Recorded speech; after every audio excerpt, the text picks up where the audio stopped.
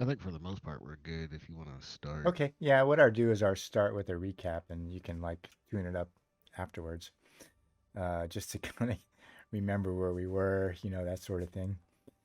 The company had tracked down the cultists and they took a beating and they kind of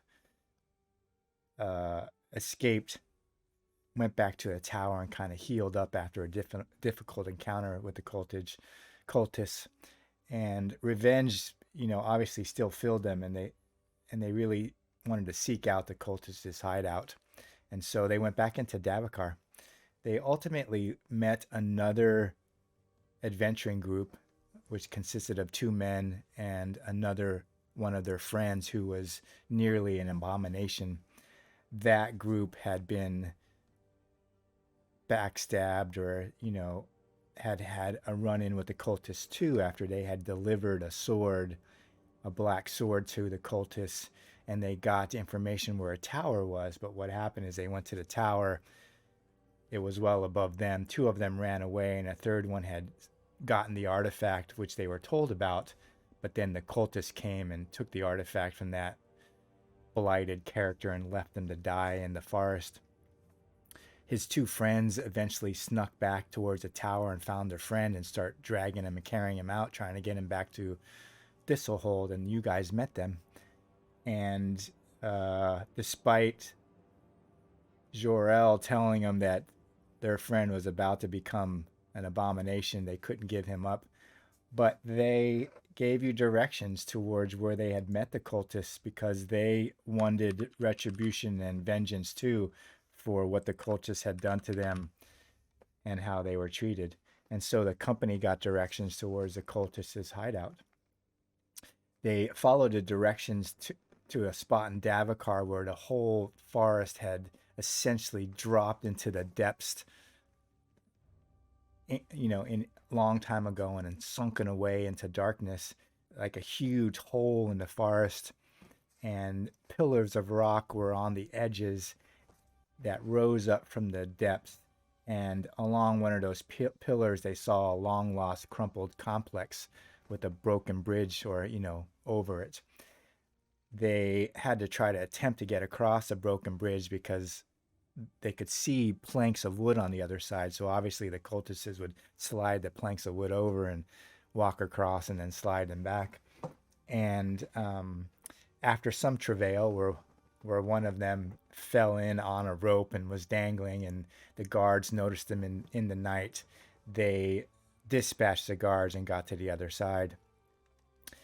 At that point, they had learned from the other explorers that there might have been a secondary entrance, and they decided to go down this secondary entrance in the crumbled floor.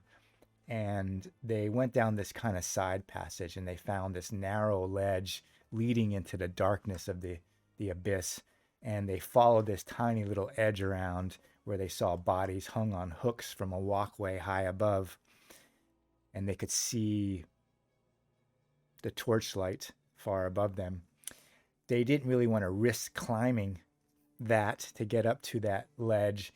And so they decided to go back the way they came and go back up the trapdoor and go back up to the surface and perhaps go by the front entrance of whatever this complex was. They found the stairwell leading down to the front entrance and they went down. They came into a first room. It was lit by torches. It had thick stone doors and ancient stones. They, in the first room, they just found a pile of shoes, mismatched shoes and clothing that were bloody, and essentially some casks of stores that were obviously food or that sort of thing from the cultists. They went into down the stairs from that first room and found these walkways that came up on ridges of stone that rose up out of the darkness of the abyss, and there were torches periodically throughout there. They crossed the first kind of walkway and they saw the chains that led down into the deep, where they realized that's where the bodies were being hung on hooks. And they went searching to see if they can find the cultists because they were there for revenge. They found an old crypt, really, and the ghost or wrath of an ancient dead monarch from old Symbaroum who demanded blood from them. And they eventually came to a pact with that wraith or ghost of the ancient dead that he would let them continue on their search if they brought him blood, the black dagger called the dagger of Almenthral, which he said the priest had, and which the priest was using to trap him in that sarcophagus, and he couldn't and be let go. And so he wanted blood, the dagger, and the priest who had trapped him so that he could be free of this place. And he let them go.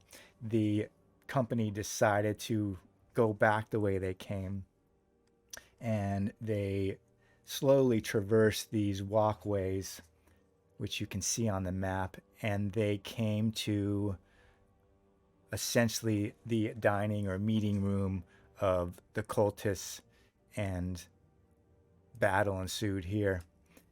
They're bent on retribution. It's just that perhaps the cost of that was more than they figured, and Katarina was slayed during the battle. As the fight ends, they chase one escaping cultist into the next room, and anger kind of supersedes any discussion or words, and they kill him while he's groveling on the ground for his life. And that's where we ended last session. Anyone have any questions or additions really to that I may have missed? We can't see the map. Or I can't see the map. You All I see can't. is black. You can't see the map. Correct. Really? I see a bunch of hexes. Oh, let me do one That's thing. it. Compass. I know what happened. I had changed it because I'm just gonna change it to global light. Really, it should fix here in a second.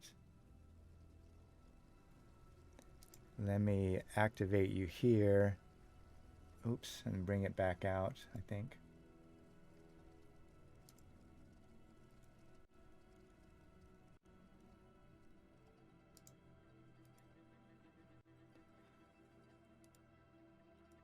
Oh, maybe it's because I don't have a token here or something? Because No, it's saying you I don't do. have any tokens. You have this. Jorel is out there.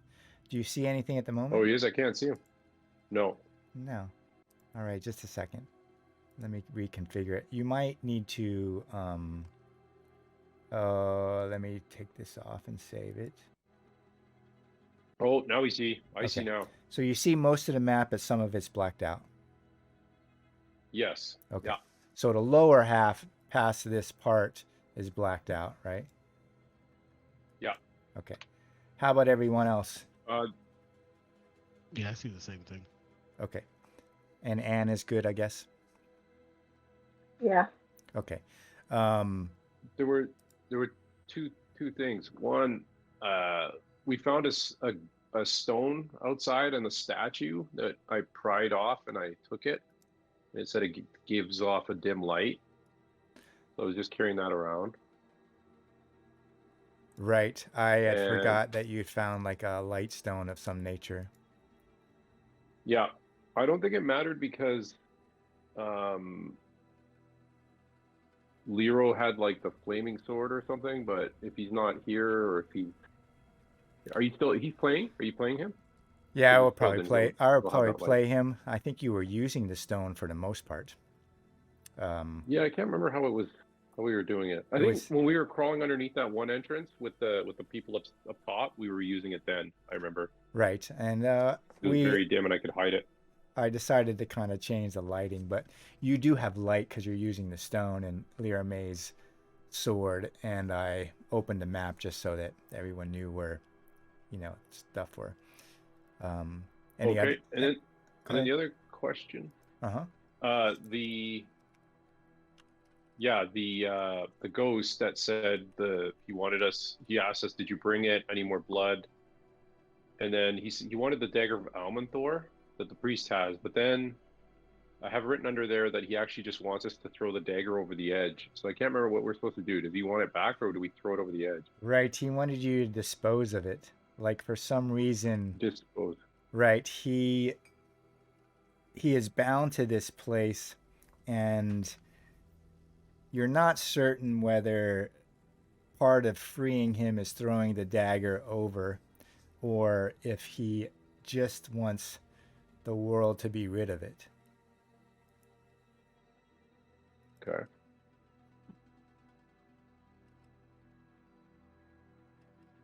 Okay. Okay. So you are in, I'm going to pull, I think, oh, okay. So you're in this room up there at the kind of top. And Lyra May, Rigmar, Jor-El, and Bo are chased down this cultist, and Bo, Rigmar, and Lyra May just lay into him as he drops his sword and puts his hand up. Katarina is lying dead in the room over here, and what do you do?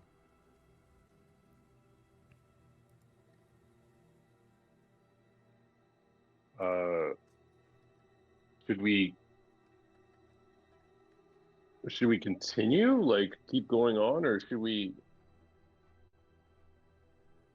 pull back and like retreat? I guess is the big question. I think we would probably continue. Rigmar would probably be, for at least a little while, just nailed beside Katarina. But you know, life is fleeting in barbarian life, and while mourning may take a little bit, you still have to continue on with your life. It's nature, unfortunately. Continue and get revenge. Yeah, definitely. Yeah, Especially down here. yeah, I think the whole group, you know, are bent on hunting down all these cultists that killed Melga, and with the death of Yeah, it's the half moon. with the death of Katarina, would they really, That's decide that now it has become too costly at the moment, or would they just continue on regardless of the danger? Oh, Rigmar would redouble his efforts in revenge. First Melga, now Katarina. It's personal. Yeah, I think Lyra May would be of the okay. same like Lyra May is unafraid of danger for obvious reasons, and he would I don't expect would want to leave either. He laments Katarina's loss, but he wants them all to pay, just like Rigmar does for his own reasons. Okay. So you're go ahead. Should we Really, just really the should we only put voice. Sorry, really the only voice of reasons would be Jarrell and Bo as far as leaving. I think. I wasn't saying we should leave. I was really curious what people wanted to do. I I think we should keep going too. The only thing is I was just wondering, should we just sort of lay her down here like on the table respectfully and just come back for her after? And give her a proper, I don't know how they bury the dead, but I would imagine we light her, we build a pyre and probably burn her. That's what the Church of Prios people would do, I think. Yeah, I think that would be fine just to leave her there. We could put her on the table. I don't see Rigmar wouldn't see the difference between on the floor and on the table. I would actually, Jorel would say, yeah, let's put her on the table and fold her hands, clasp her hands in front of her chest, and then he would just say a quiet prayer for her, send her spirit off to Prios, and then say, okay, we can go. Leaving her on the floor is it's disgraceful. She has to be higher to Prios. Now, is the plan to just leave her on the table for for good? No, I think for the Well, time no, being, and then just when for we, now. yeah, once we get Right. out of here and once we've killed all the cultists and get out of here unscathed, we will build. I think we would consider like building a pyre for her or something like that. He was Ambrian, right? So Yeah, she was Amberin. she'd probably want to be sent off in the proper Ambrian way, which I don't know what it is in the books, but I would imagine it's some kind of fire thing, like burning the body or something. Yeah, I think Ambrians bury their dead. Barbarians are more likely to put them on a pyre.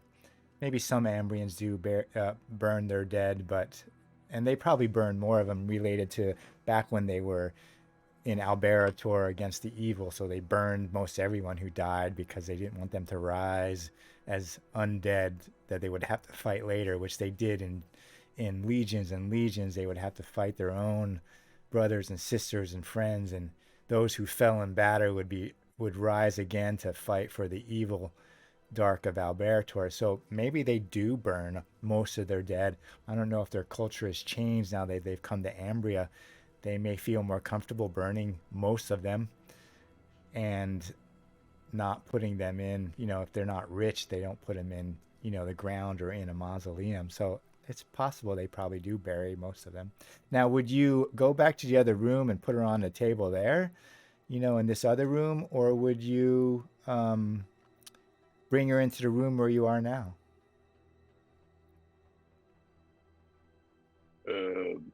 I don't know.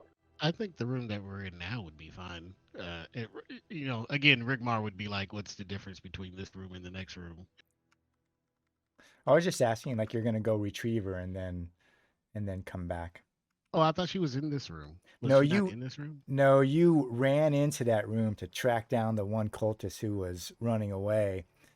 And unless someone, so Bo, Rigmar, and Lirame, as that cultist ran, perhaps to raise another alarm, you ran across that walkway into that room and dispatched him and killed him there. Unless Jor-El picked up Katarina and brought her in, from No. yeah. So she died here in this room, Oh, okay. and so you could go back and lay her on the table there, or you could bring Yeah, her into that'd this. be fine. Okay. That's fine then. Yeah, let's do it where she fell. So you go back to that room and you pick up Katarina off the ground and lay her with her bow across her chest and her hands by her side on the table. And it's a somber occurrence, obviously. She has saved lots of your lives. You've been in many fights and difficulties, from the goblins to forays against abominations and the cultists themselves.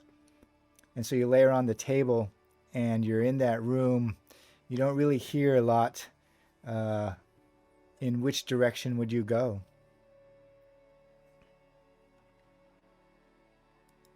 I think we would go back in the direction that the cultists ran. Okay. That just seems more logical. Yeah.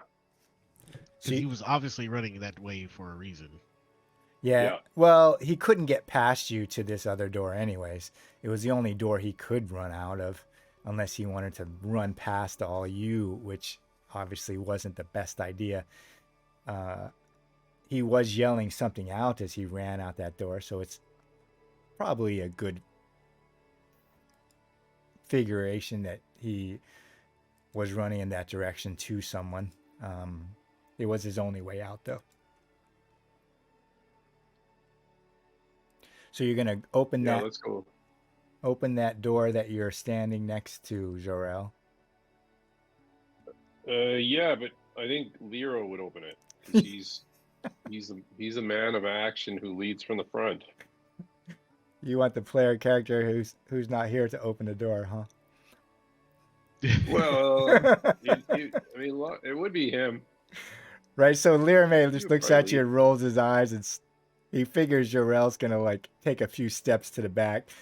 Jor-El's sickly as it is and dragging a leg, and so yeah, Lirame agrees that Jor-El isn't the one to go first through the door, and he cups his hand in like the the doors are stone, about 0.75 or half a meter thick, or 12 inches thick, and they have Oh, usually a little hand thing a little depression in the door with little catch, and they open on kind of silent hinges, and he grabs the hinge and opens, and the door easily opens, and you look down another kind of hallway. You see another uh, walkway that's essentially on these ridges of stone that rise up out of the darkness from below. You can consider them like cliffs, like narrow cliffs that have walkway on it, and stone that had been put down there centuries ago. And you look out this door and you see the walkway kind of goes out, and you can see out into the blackness, past this walkway, and you see it kind of make a turn and come to another doorway. well, if you go brave Lero, So Lero is going first, I guess. And who's second? Rigmar. Rigmar. Rigmar. I think Bo would be third, and Jor-El would come. Jor-El, make me a resolute test. what is this? Success. So Jor-El, you walk out. Okay. You walk out onto this pathway. You're in the back a little bit. Lirame gets to the door, and you feel nauseous. Like all of a sudden, there's almost a smell in your nose. You feel this kind of nauseous feeling, and you have a sense that there's some sort of corruption or blight that is emanating somewhere in the area. You kind of feel it in your stomach, makes you feel a little bit nauseous as you get most of the way across that. No one else really feels it because they're not attuned to it. They're not ritualists. They don't have witch sight.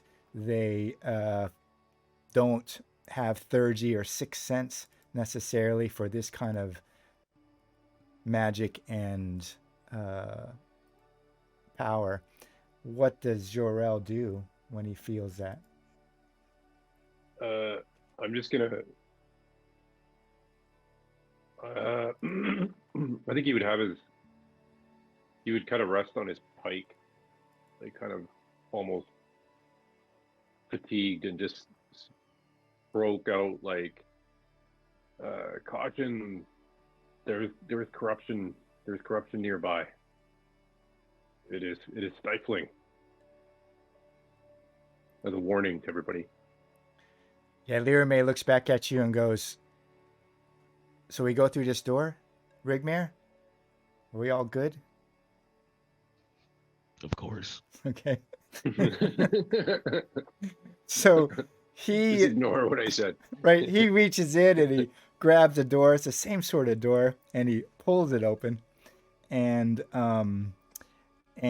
he walks inside the room. Oops. He walks inside the room. I will show the room for a minute, and you hear him curse. Really, Rigmar, are you right behind him? Yep. Okay. So he gets into the room, Rigmar. You and Bo enter the room with Lirame.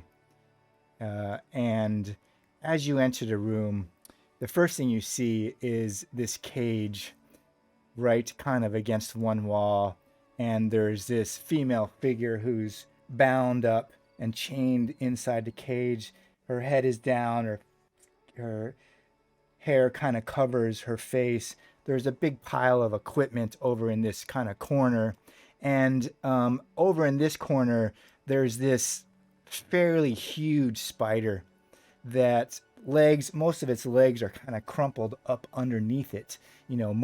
Most of its 8 legs, it maybe has two legs that look functional, whereas the other 6 are kind of like coiled in underneath it. And as you enter the room, Rigmare, Bo, and Lyra may hear a voice in their head. Jor-El, are you inside the room? I was just about to enter. Okay. Are you going to enter? Or are you going to stand at the threshold? Well, I think what is going to happen to them happens right before I pass the Okay. threshold. So Rigmare, Bo, and Lyra May, you hear this voice in your head, and it says, "Set me free, and Mother will learn of you." You don't hear it. It's just like it's in your head. And you see one of the legs of the giant spider just like tap the ground, and it kind of repeats that same sentence. "Set me free. You will be friends of the Mother." And it taps. It's kind of chained to the ground with loops. It's got like probably spikes through certain of its legs holding it down. And both it and the woman in the cage are chained down. In the center of the room, there's that kind of red circle. And what that denotes is that there's like this gemstone that's probably about a foot in diameter, or half a meter in diameter, that's embedded into the floor. And it's kind of smooth on the top, and it just looks red. Well, that's a pretty big gemstone. Yeah. It looks like it's like part of the floor, like it's not laying there. It's like it's embedded in the floor. Even the stonework kind of formed a little collar around it. And so what does Rigmare do as he enters the... Well, I have no love for spiders, especially earlier encounter with spiders. But the chained girl seems more interesting than the chained spider. So I'll walk up to the cage, check for breath. Is she alive? Yeah, it is. It is. I got to change her thing. It is Lena. And so, Anne, are you awake? Yeah. Yeah. I'm just waiting, but awake and feeling a little bit.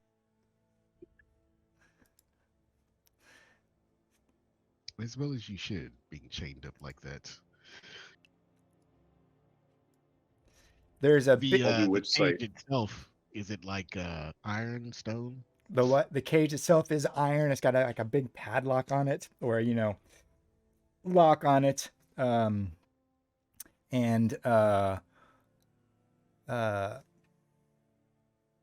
across like the opening of the cage, the spider itself is right here. It is not in a cage. It's more just chained down to the ground, really. Jor-El, you walk inside the threshold, and you were going to do what? I just wanted to do which site in this room. Okay, you can roll which site.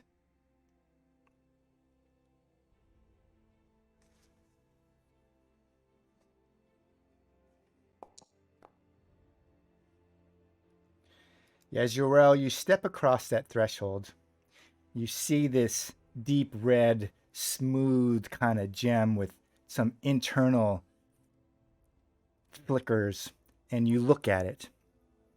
And as you cast Witch Sight, something in that magic causes that gemstone to come alive.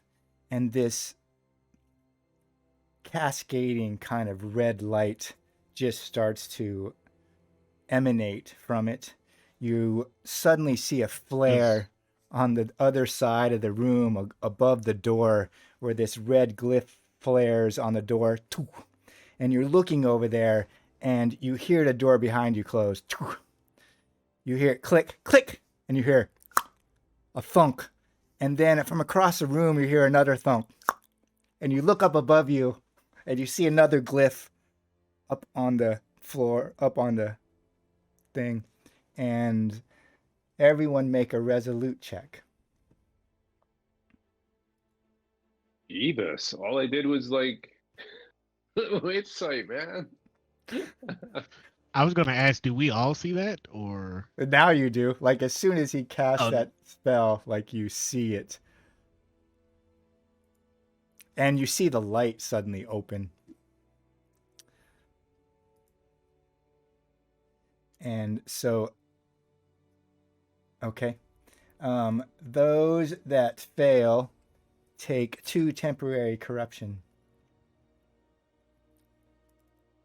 Let me roll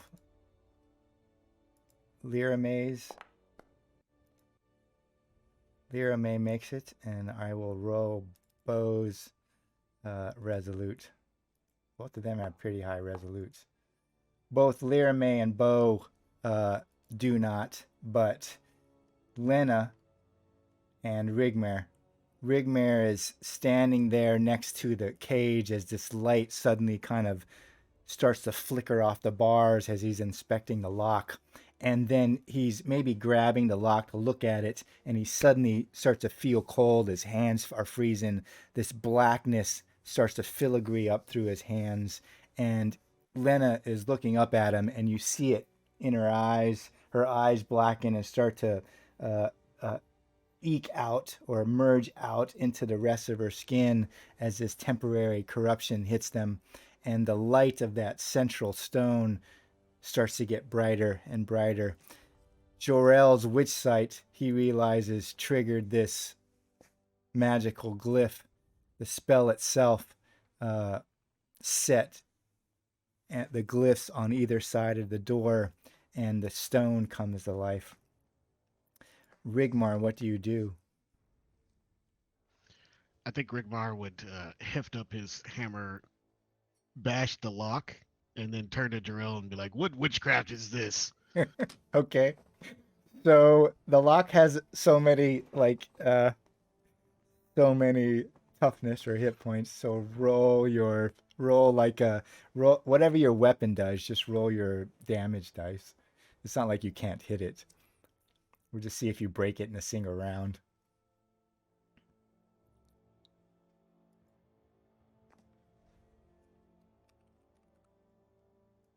Let's see. So okay, so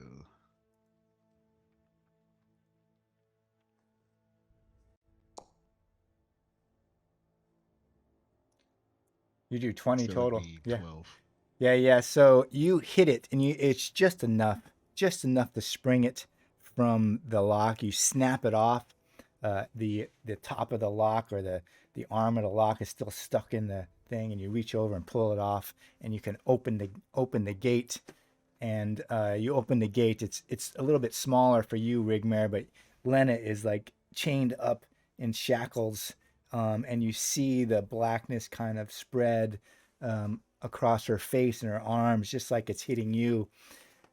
Jor-El, you are unaffected, but you can feel it, like that nauseousness in your stomach starts to rise, up to your chin. What does Jor-El do? Um, I'm gonna invoke the power of Prios, my faith in Prios. I'm gonna cast Holy Aura. Okay. And you're going to cast Holy Aura with what intent? Just to protect myself, and it is harmful to abominations and undead. So I'm hopeful that this is gonna do something. Okay. It ignores armor. Right. Uh, All abominations and dead within sight of the mystic. okay. You could do that, or you can also roll cunning to decide if Jor-El will know if that's going to work or not.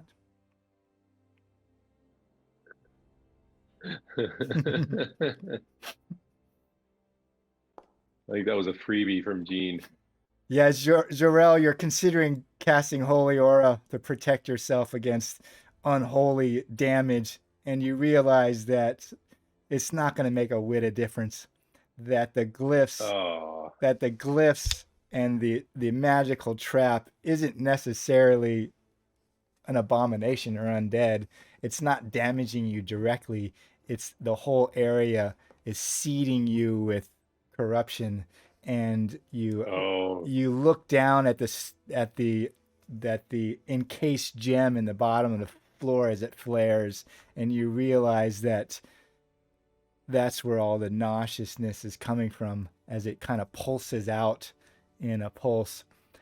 Would Jorel do something different? yeah. So he would say, he would shout like, "We either need to destroy the gem or get out of here, or we'll all be consumed." Okay. Lena, you're shackled in this cage when Rigmar breaks the lock and opens the door. You've been stuck down here for weeks. You're at about, well, what I'll have you do is roll a d10.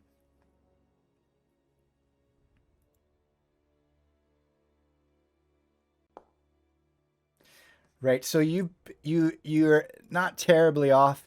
You're stronger than you expect, but you've been in this cage for a number of days, having been caught by the cultists for some reason while you're out in the forest, and you've suffered some damage, but you're not terribly off. You're shackled as this door opens. Would Lena do anything at present?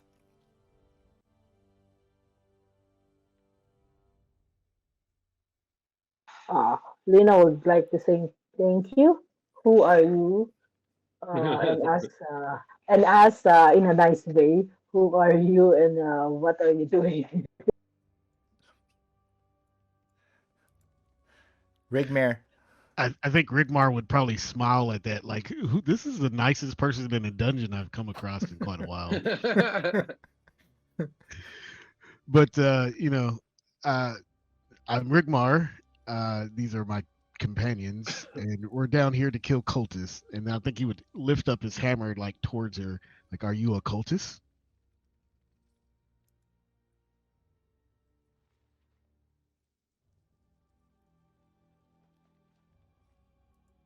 Of course not. Well then, I shall attempt to set you free. Okay.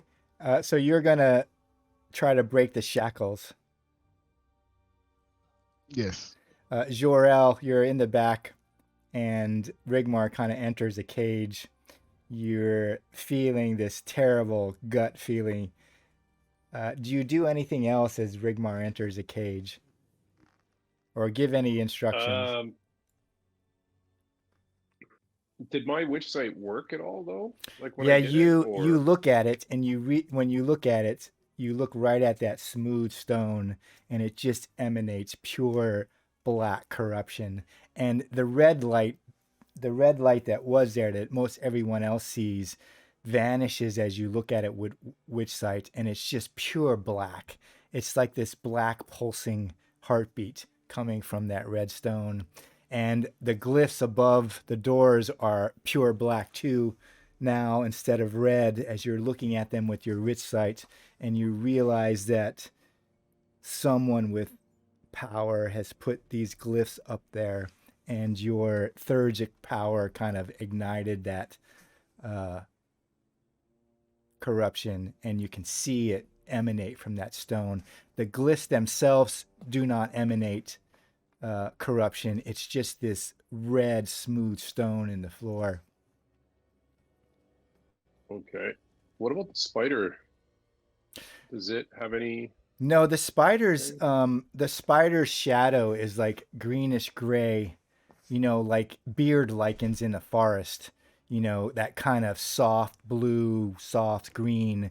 You don't really notice corruption, which may take you aback because this spider is, bigger than you are, and you might expect that a thing like that should be corrupted, but it's not. It looks natural. It looks like part of nature itself. It's this kind of soft green shadow that you look at it as you look past this boiling blackness of the stone in the center. Okay. Yeah, I think we had this spell scroll that we were carrying around since that the skinwalker. It was that break link spell. You remember that? Yeah. How does that one work? Is that just a Break link, like let's say anything that's bound to something else. So let's say you bind an artifact to yourself, or you're bound to something else, or one thing is bound to for whatever reason. Break link severs that connection. Oh, okay. So it severs Okay, so that the wouldn't severs the connection between whatever that artifact is and that other source, whether it's a person or object or glyph of power written on stone. okay. I don't really have any ideas, so I'm gonna just try to smash the gem in the floor with the pike. Okay. Do you tell Lyra May and Bo to do the same? No, I want to do it first and see what happens. Okay. So you're going to smash. You're going to smash the stone, and Rigmare is going to try to free Lena. Rigmare, how are you going to do that in that small quarters of the cage? Well, I imagine there's some kind of locking mechanism or a pin or something that's kind of holding her She's in hands shackles. together. Yeah, she's in shackles that are chained above, chained through like the bars on the top. Kind of Is shackled. right. So is there like a release pin or anything like that? No, there's probably a keyhole, but there's not like a pin. There's obviously a metal rivet or pin that holds the shackles to the chain or welded to the chain, Right. up top above her. Her hands are kind of above her head like this. It's too small of an area, really. I mean, you could maybe hit it with your axe, but you really don't have any purchase there. Um, Well, I was thinking like maybe could I pull it you want to free like break or it off the bar, like break the chains right. or break the Yeah, the or even shackles. just break the bar. Okay. You might be able to make a strength check at -4 to break one of the grab one hand and break the shackle off. So I would have Jorel roll an attack roll.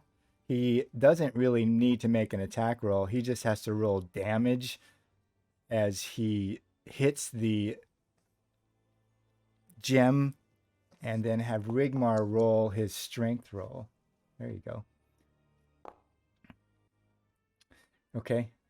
Rigmar, Rigmar, you grab part of the one hand and you pull one of Lena's, like you pull Lena's right wrist off and you pull it off and you like separate the shackle from the chain itself. And it both her arms kind of fall. She has a shackle just on one arm and a shackle with maybe like a foot of chain on the other side as you pull her free of the thing. Jorel hits the stone with the tip of his pike, and it just screeches off the stone and barely even makes a scratch against it as it goes through. And I would have everyone make a resolute check.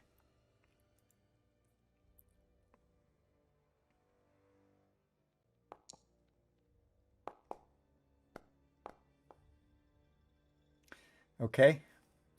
So Rigmar, Jorel, and Lena, you feel the stone like pulse through you in the floor. All of you get nauseous, but you don't take temporary corruption. You see the corruption on Rigmar and Lena kind of pulse a little bit as it tries to push further into their bodies, but they resist it. Both Bo and Lyra May have to roll theirs. Lyra May doesn't succumb to it either, and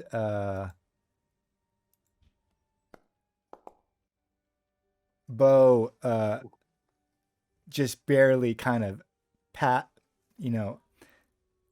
grits his teeth against the corruption, and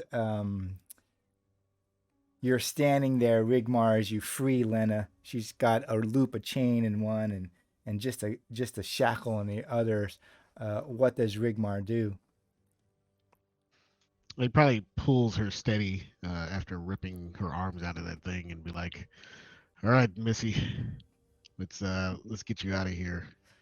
I feel like this place is not for us." Yeah, you And exit. then probably looking at Jarrell, scraping the surface of this gemstone, like it's so cute that he wants to hit it. Right. Jarrell should know that he's not the type of person to strike things with his pole arm. That's a defense mechanism, not an attack thing. Rigmar like pulls Lena out of the cage. Lena looks over into the corner where all that gear is, and she recognizes her bow and her daggers and her quiver that was thrown there while she was up in the cage. What does Lena do as Rigmar pulls her out of the cage?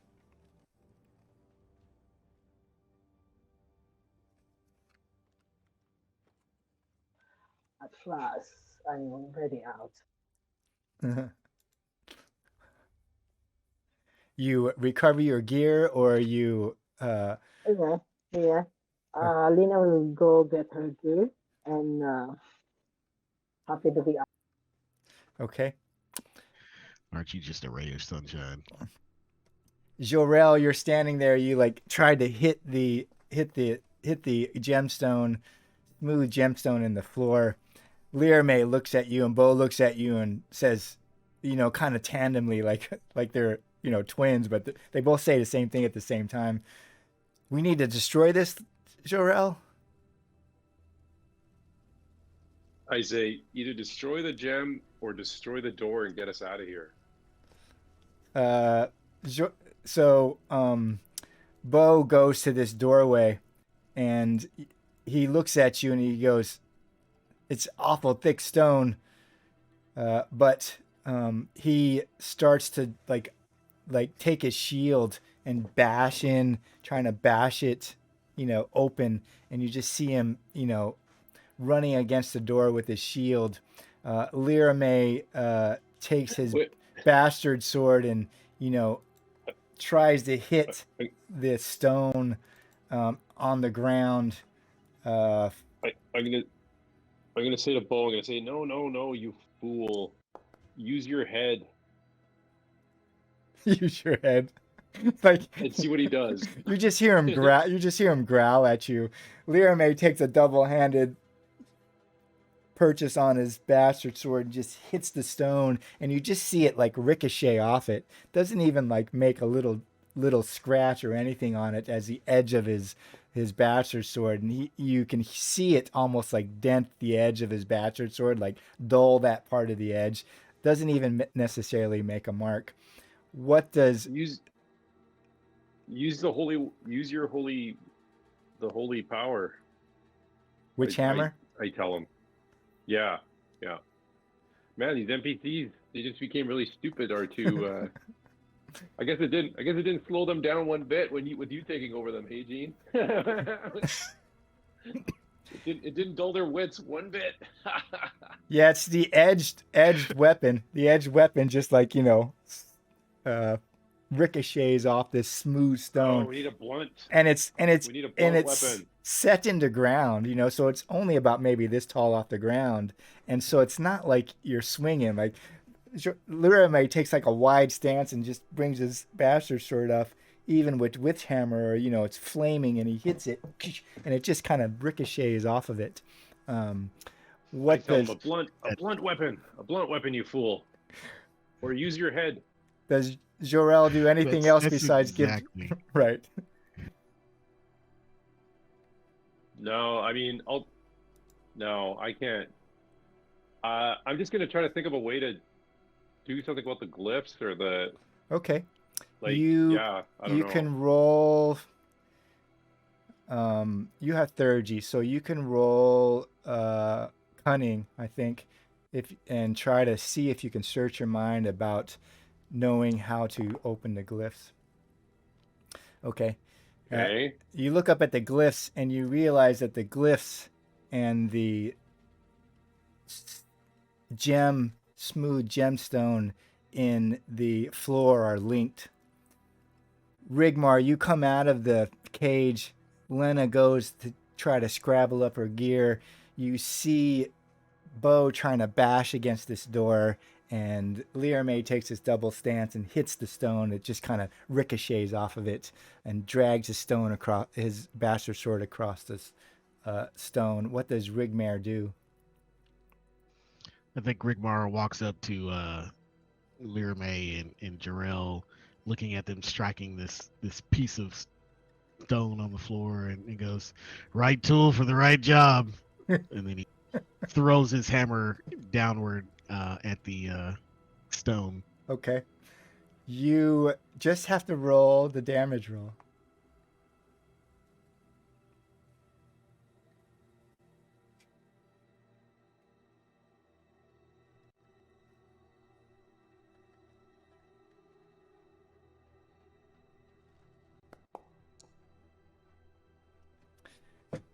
Yeah, Rigmar, you bring your hammer up, and it just comes crashing down on the stone. And you just feel it hit, reverberates all the way up to your arms and your shoulder, and you hear it, really. Jorel probably feels it in his gut as the stone cracks, and this pulse of blackness just all out through the room, almost rocking everyone back on their feet. And everyone needs to make a resolute test at -2.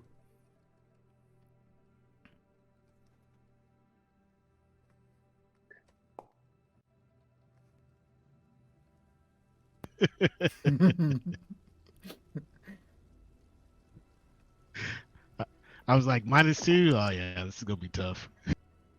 Right. Let me make Lyra Maze first, too. Let's see.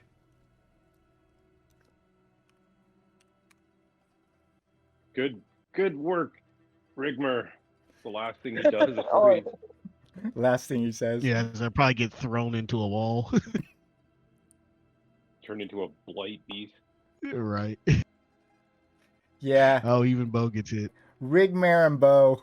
Jorel, you're there as you're looking up at the glyphs, and you realize there's a link between the glyphs above the doors and the gemstone at the bottom. You hear it. You're looking up at the glyphs. Rigmar's hammer comes down and hits it. You feel the crack, really. Just this crack opens up, and out boils this blackness and corruption that just kind of washes over the room and rocks both Rigmar off his feet a little bit, back off his feet as he picks up his hammer, and Bo gets thrown into the doorway. Lyra May and Lena and you hold your feet against it, and luckily they only take 3 temporary corruption. Whoa.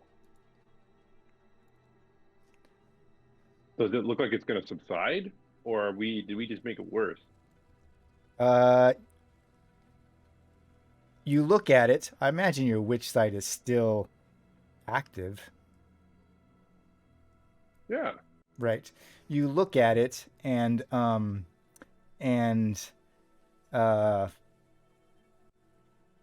you realize that it's dimming, but when Rigmar hits it to destroy it, as it cracks, just like anything, it's releasing that which it holds in a less it's much more Controlled. random and chaotic. Yeah, it's not controlled. and now it has this rent in it, this crack in it that just boils. It's boiling out. You can see it. They can't see it, but your witch sight can see it. It's almost like fireworks of blackness that are coming out as it's just discharging all this corruption that was inside it. Lena, you pick up your gear. Uh, what do you do as you rush to get your gear? You feel the blackness, although you can't see it. It tingles all over you, but you don't get any more corruption at the moment. Uh, what does Lena do as she's recovering her gear in the corner?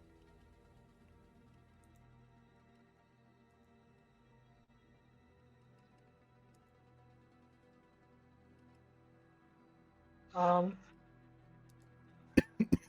Lena will kill the spider. What? Sure. That's my fault.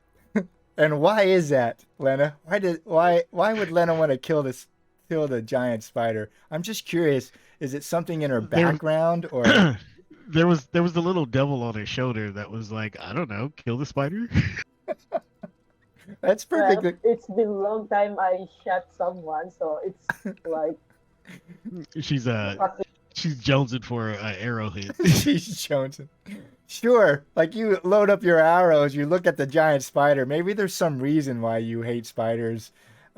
Maybe Lena has some history with spiders, and regardless of what the spider has said to everyone in their heads about freeing it and it would let its mother know, maybe Lena has some backstory with spiders and she had no love for them. Just like Lear May, Rigmare, Bo, and Jorel have no love for cultists. And if a cultist throws down its weapon and says, spare my life, they just won't do it. Maybe that's why Lena shoots the spider.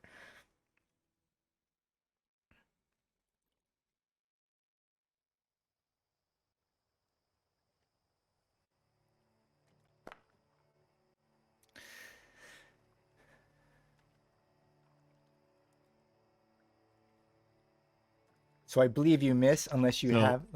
Okay. yeah, she missed. Right. sorry I clicked that twice. So she has. I gave her Hunter's Instinct, which allows her to shoot. Well, she has rapid fire as well, right? Don't you have rapid fire? I can't remember. So that Yes, allows her I to attack twice, but she missed both attacks. Right. You load up your bow. Um, Something in your history against spiders, and both of those arrows just hit the far wall. Crack, crack, and kind of explode and break apart.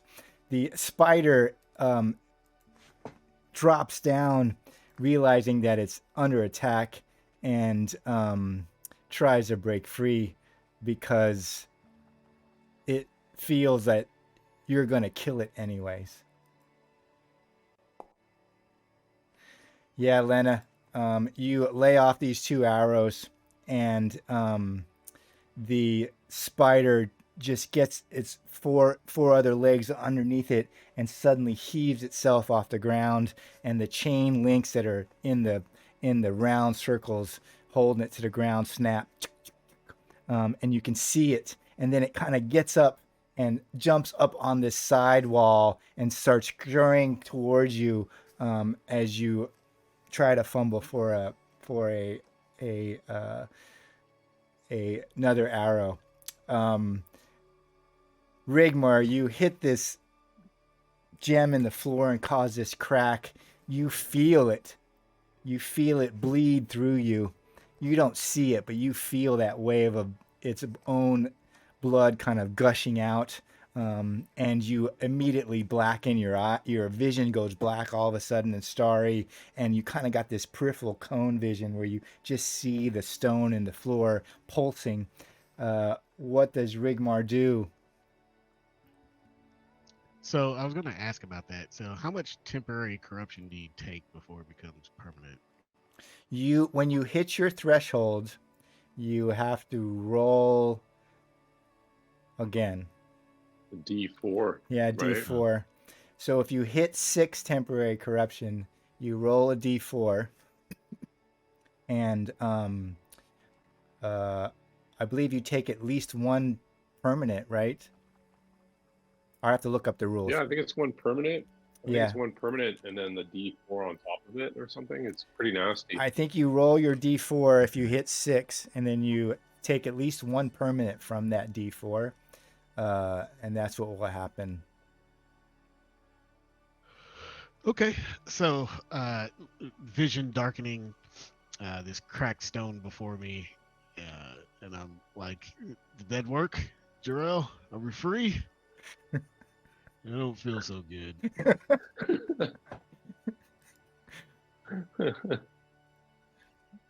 Oh, Yes. and now there's a free spider running around in the room as well. Yep. I guess I would. Did the doors kind of go that same click click once this was broken? No, the doors have not made a sound. The glyphs above the doors are still kind of pulsing red, and Bo tries to open it with the recessed handle, and he's battering against it, but they're stuck. They're stuck solid. I think I would turn to Leanna and be like, Leanna, did you tell us her name yet? Oh, I can't remember. I think she told you her name was Lena. Okay, yeah. I'd be like, Leanna, put those arrows to use and shoot those glyphs out. I'll take care of the spider once I get my feet. So would Rigmar Yeah, just advance on the spider and leave the stone in the floor as it closes on Lena? Oh. It's 1d4 permanent corruption, it says, when you reach your corruption threshold. It's actually worse than what we thought.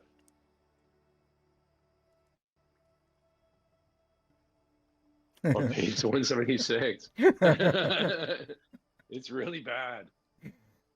So Rigmar, just to make sure I know what you're going to do, you're going to defend Lena against the giant spider. The spider.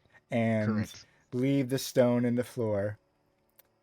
And ask Lena to shoot the glyphs above the door with her arrows. Yes. Okay. Lena, would you follow that direction? yes. Okay. No, I'm just asking because I'm going to put you in more of a combat round because you're with the spider, and decide if the others. All So, right. just could be bad because it says that if you've also reached your corruption threshold in a scene and you gain more corruption, it's like another 1d4 permanent corruption. Right. It gets out of control real fast. All right. And it's permanent. It's like once you get that, it's so hard to get rid of it. Rigmar kind of decides to defend Lena and turns towards the spider as it gets up on the cage. Lena is getting a bow arrow to shoot the glyphs. Jor-El, you see this all happening. Lyra May tries to hit the stone again, and he barely finds purchase on it with his bastard sword. Bo is battering against the door, and he looks back at you and he says, "Damn it, Jor-El, I can't get it open." What does Jor-El do? I'm gonna tell him to help Rigmar with the spider. And what are you gonna do specifically?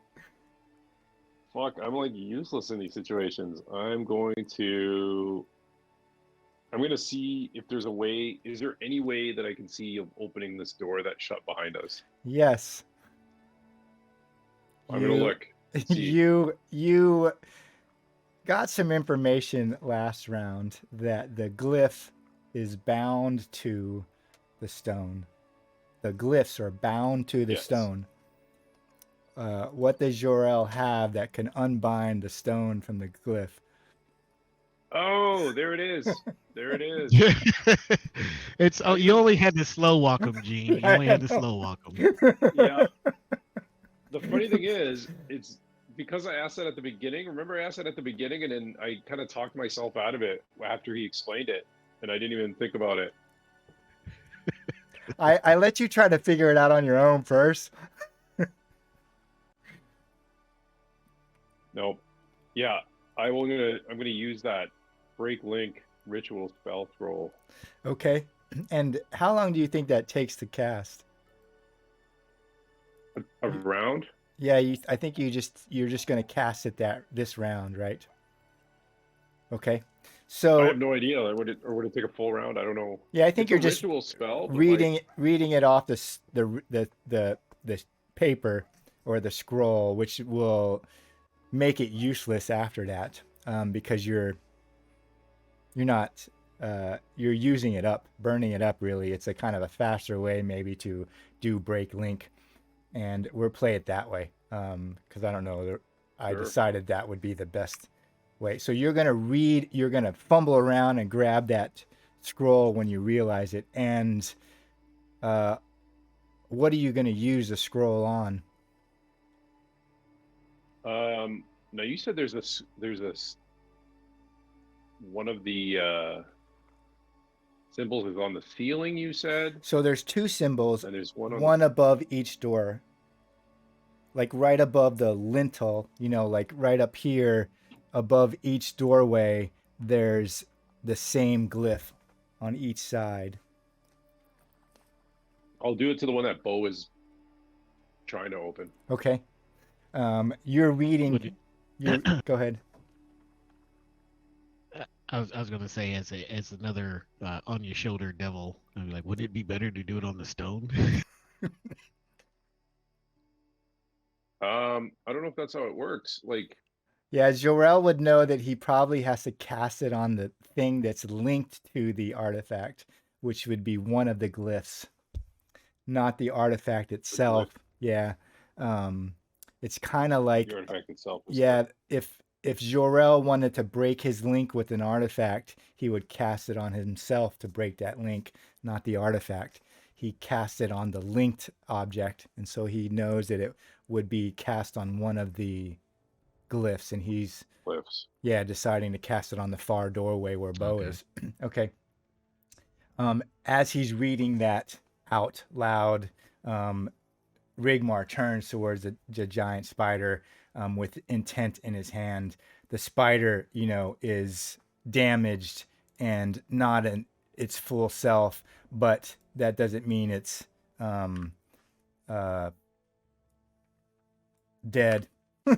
Rigmar realizes, and you come together. The spider is going after Lena. You interpose yourself between the spider, and so the spider attacks you. So just a second.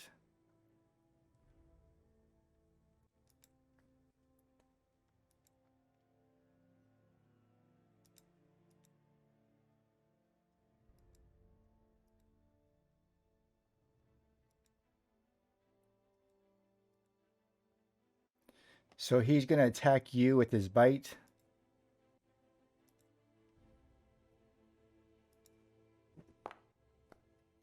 Oh, look at that. Lucky you. You dodge it, Rigmar, as he tries to bite you. What does Rigmar do in response? Rickmar swings his weapon at the spider. Says, "No lunch for you today."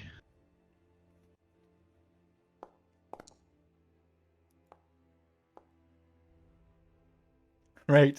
He doesn't have a lot left, Rigmar. He tries to bite you, try to get to Lena, and your warhammer just comes right down on top of him. He's already kind of got three legs underneath him, and you crush him against the cage.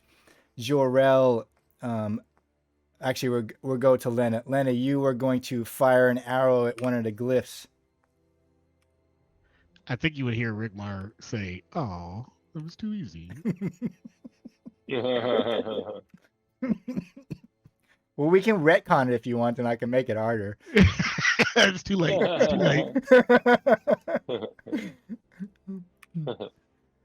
Lena, you were going to fire an arrow at the glyph, right? Or follow Rigmare's directions. Yeah. Okay, so just roll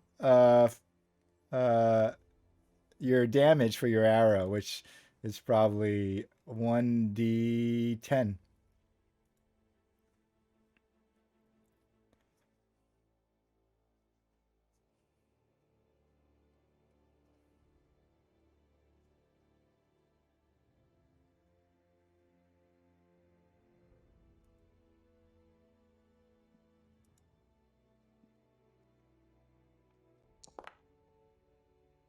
Very nice. You hit the glyph with your arrow, and the arrow hits the stone and just breaks. Jor-El is looking up at the stone as he's casting the ritual to break link, and he doesn't see anything happen when your arrow hits it. It maybe nicks off a little bit of stone off the top of the door, but nothing happens. He gets to the last few words of the ritual, and you see that he sees the stone stutter, the glyph stutter, the light in it, the glow in it stutters, and it just kind of fractures. And then the stone itself and the glyph almost repairs itself. So now he just sees stone. Bo yells out because he hears a click and a thunk, and he goes, "The door is open!" And he opens the door and runs out into the hallway.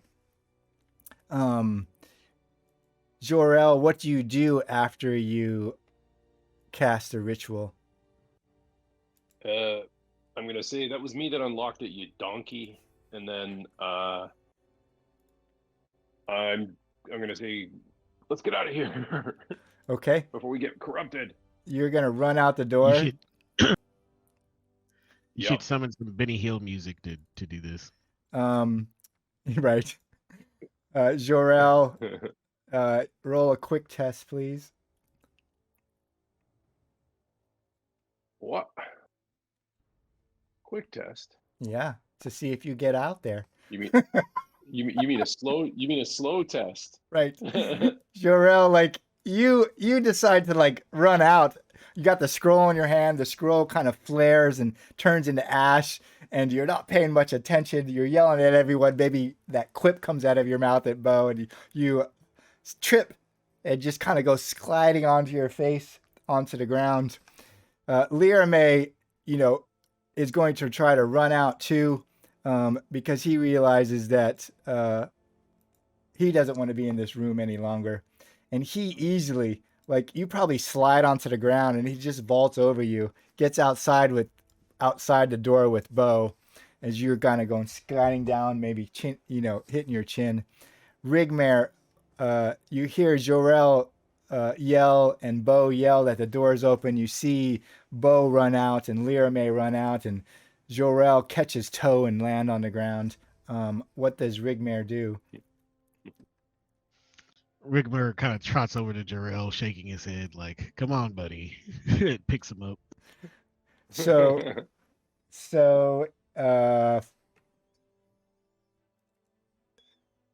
you will have to make a quick test if you're going to pick him up and drag him out with them in order to get you both out of the room. You have to make a quick test at -3, or you're just not going to make it to the threshold.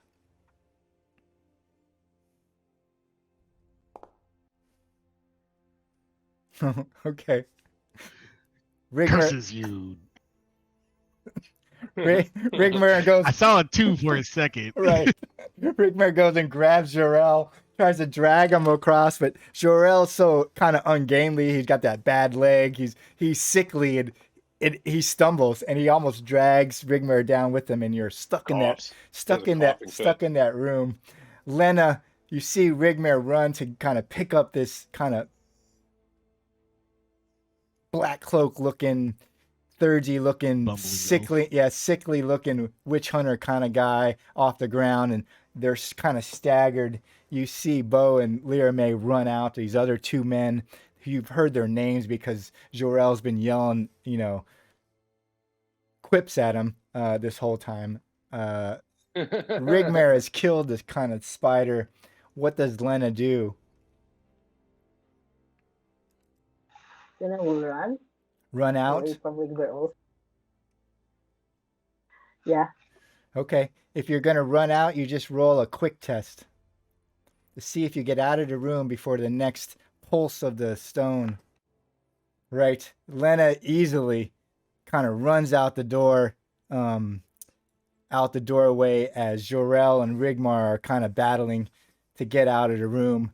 Rigmar's arms and legs kind of get tangled up with Jorel. You know, he's got one hand on Rigmar's got one hand on Jorel and his other hand on the hammer, and he's trying to drag Jorel out, and they get stuck there. Jorel's kind of half up on his arms and on his knees, and he looks over at the red smooth stone, and he can just see it as it pulses again.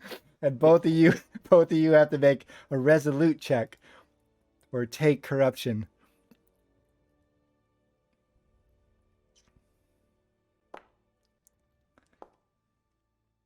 Oh shit. All right. All right, so that's my threshold. It's right? 1d4. Well, you probably will hit your threshold anyways because you're going to at least take one. Both of you are going to take corruption. Or roll a 1d4 for how many corruption you're going to take. Both of us roll 1d4? No. Oh, you guys can roll it if you want. That's fine. I'd rather you roll your fate. Rigmar is going to take 2, Okay. and Jorel. I'm just on your. The first one was me, so I'm just going to delete it. Oh, okay. I was like, what? Yeah, I was actually on your character because I was looking up his corruption, which is better because I rolled a 4. So you're both going to take 2 corruption as you exit the room, like you're getting to the threshold. Rigmar,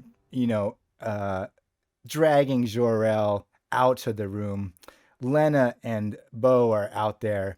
Rigmar and Jorel gets just outside the room as that corruption kind of washes over them, and they both take 2 corruption.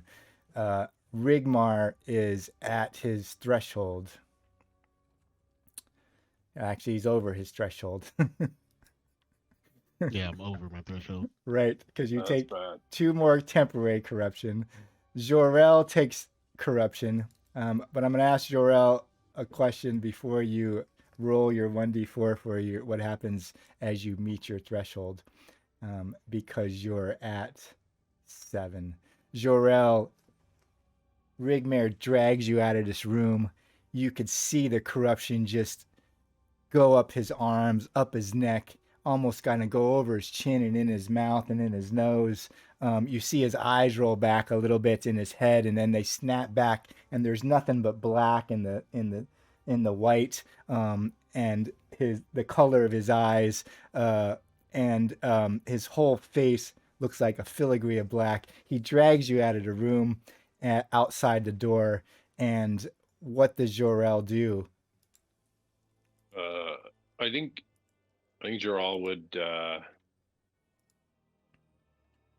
he would have his hand on his pike and he would say, "No, Rigmar, not you, not you." And he's gonna wait and see what happens. All right.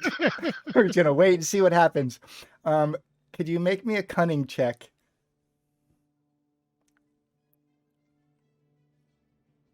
He doesn't want to believe it. Right. Jorel, you're standing there. You get to your feet outside the door. You look at Rigmar with your pike, and you're facing to him, and you're yelling at him not to succumb to the darkness. And you realize that if you don't close that damn door, it won't matter. Okay, I'll slam it shut. All right. Just make me a strong test to see if you could grab that door and pull it enough close to close it all the way. Or Strong test? What? You said that they opened easily on their hinges. I did. That was going out. I'm gonna say help. You can make help a me with strong. this. You can make a strong test at +2. How's that? Okay, I'm gonna use my lucky coin. Oh, okay. So that gives you another. Gives me All right. a +1 bonus. Oh, so you can make a strong test at +3. Yeah. All right, so that at least gives you a 50% chance likelihood.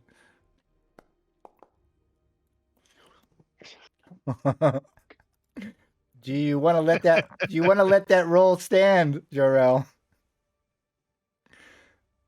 Yeah, man. I'm at 15 XP, and there's no way in hell. I've spent 5 of my character's XP to like get Okay, I rerolls for was this just party. asking. You reach into that door and you I'm pull it, and your hand gets stuck. You don't get it all the way closed. There's this gap as you see this kind of black. You can see it. No one else can see it as this corruption is seeping past the doorway, reaching for well, I'm yelling, Rigmare. and I'm yelling, "Help me Yeah, close the door!" I imagine Rigmar's again, even feeling the nauseous corruption across his body, kind of like pushes Jarell aside as he throws his weight into the door. Okay. Uh, uh, you can. Is I'd strong? let you roll a strong test. Yeah, I was deciding if it would be a quick or strong, but because Rigmar closing the door is a little bit different than thickly Jorel. But you can make a strong test. I think that's reasonable. Otherwise, you're gonna be killed by your friends. Okay.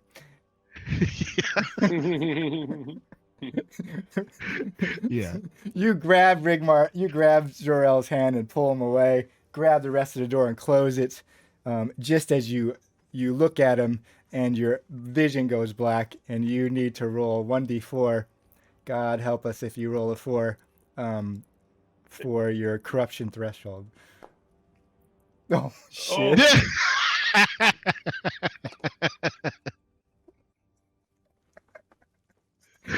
Oh my goodness.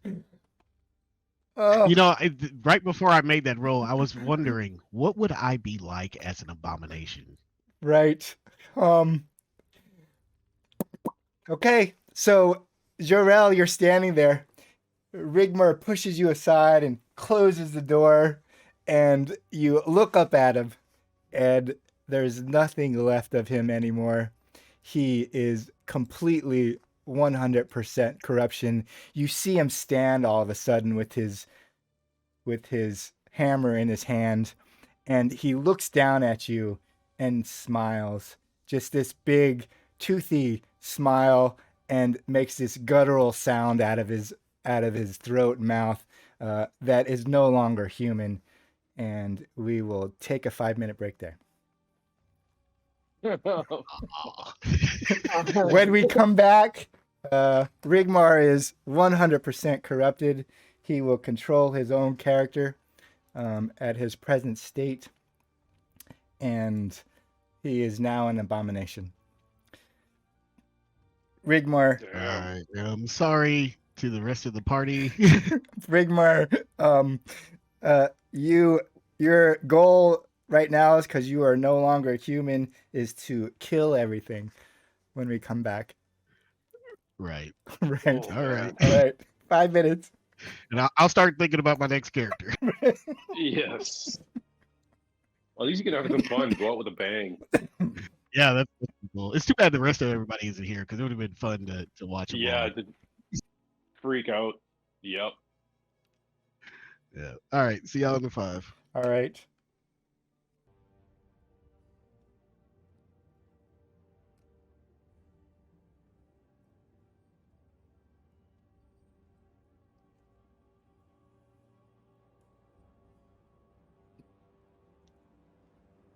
So what is Rigmar's corruption?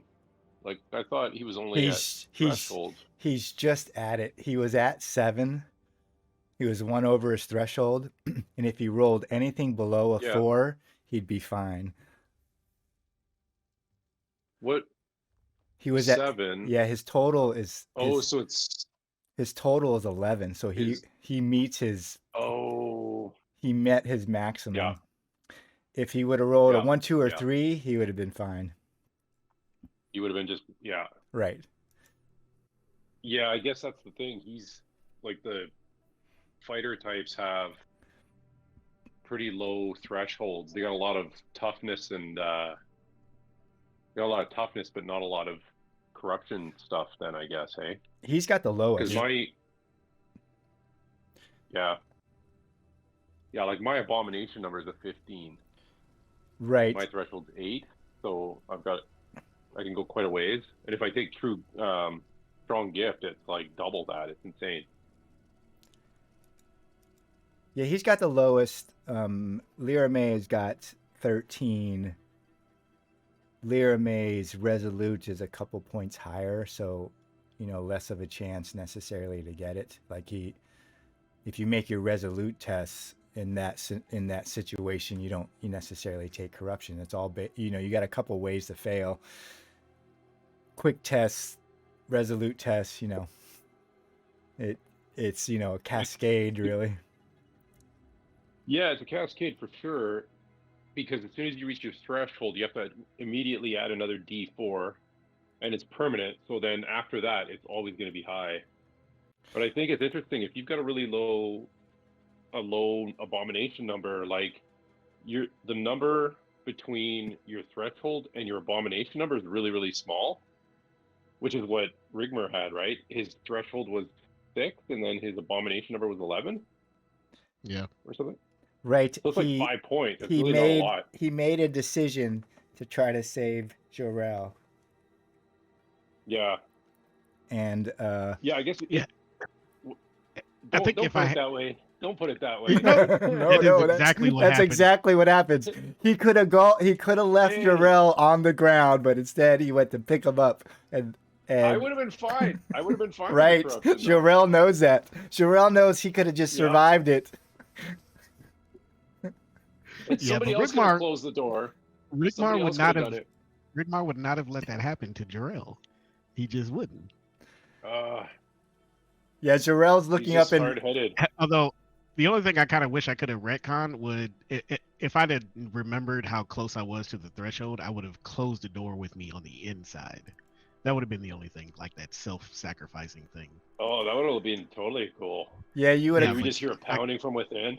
You would have closed your door, but you're dragging Jor-El out, so you would have closed yourself and Jor-El in there. No, man, don't even say that. That's the stuff of nightmares. Right. Lena, are you here? Are you ready? Yeah. Are you ready to put Rigmer down? Because that's what's going to need to happen. The guy who just saved you from a cage. Yep. So you exit. Rigmer pulls the door closed at Jor-El and then stands up and looks down at Jor-El. Jor-El knows that Rigmer is no longer human. He's lost to all of you. His eyes are completely black. He smiles with white teeth around black lips and a black tongue. Jor-El, you are standing there on the other side with him between the doorway and him as Jor-El is blocking your way to the others. You see it, probably before everyone else. Nothing has really happened, but you know Rigmer is lost. What does Jor-El do? Is there a way of fighting defensively in this? Prepare myself for the beatdown that's going to come? Is there defensing fighting? Yeah, I'm sure there's something like that in the advanced players book or something. Let me look. Because I'm going to get a smackdown here. He could probably like one-shot me. I mean, the good news is Rigmar is already kind of like halfway damaged. Almost halfway damaged. Right. Yeah. I don't see defensive fighting. That might be an ability. How hard did you look? I think it's parry, but let me see if I can find it. I'll do a really quick Google search. Yeah, full defense. Like it's under the page 103 in the advanced book. All right, what does it say? You stake everything on melee attacks for a turn. You stake everything on defense and have a second chance to pass all defense tests during the turn. You are Oh. not allowed to perform any attacks. Okay, so you get a second defense. You get a roll a second defense. Yeah. Okay. So yeah, because if he's attacking me, I roll the attack, right? And Right. then I would just roll it twice. You're So. rolling defense. So you would. Okay. Noted. So you're gonna go full defense. Yeah, I'm gonna yell out loud at Rigmar, and I'm gonna say, Rigmar, no. Okay. You know, one of those dramatic. No, Rigmar, no. And try to survive. Lear May yells The good over. news is Go ahead. I was gonna say the good news is like I go pretty much second to last. So Right. Lear May looks over at you, Jorel, and kind of pivots, and he's got this quizzical look on his face, and you know he's got his bastard sword in his hand, and he can only see Rigmar's back. Do you shout out that Rigmar is becoming an abomination? Yeah. I would say, Rigmar, no, abomination. I think that Lear May would attack Rigmar.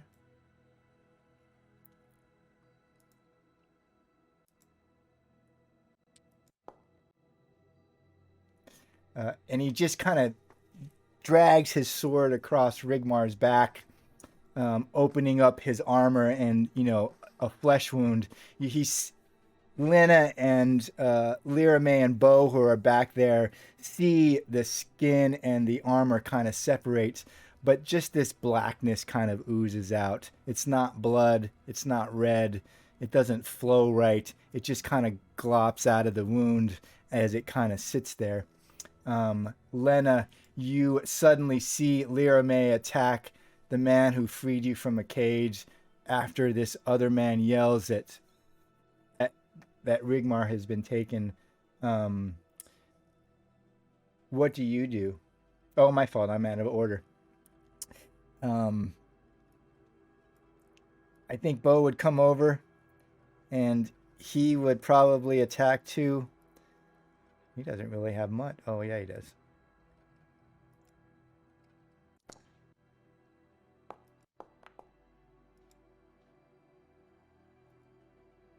And he takes his fencing sword and kind of sticks it through Rigmar. Jorel is standing on the other side, and he just sees the tip of Bo's fencing sword come all the way out Rigmar's belly. You know, it's blackened on the end, and then Bo kind of pulls it back out. But you see absolutely no response from Rigmar. Rigmar, you're looking down at Jorel, but you no longer see.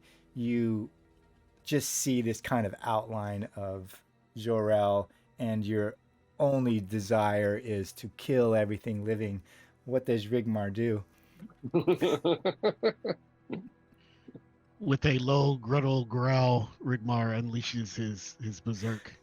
Oh, Christ. Yeah, I think so.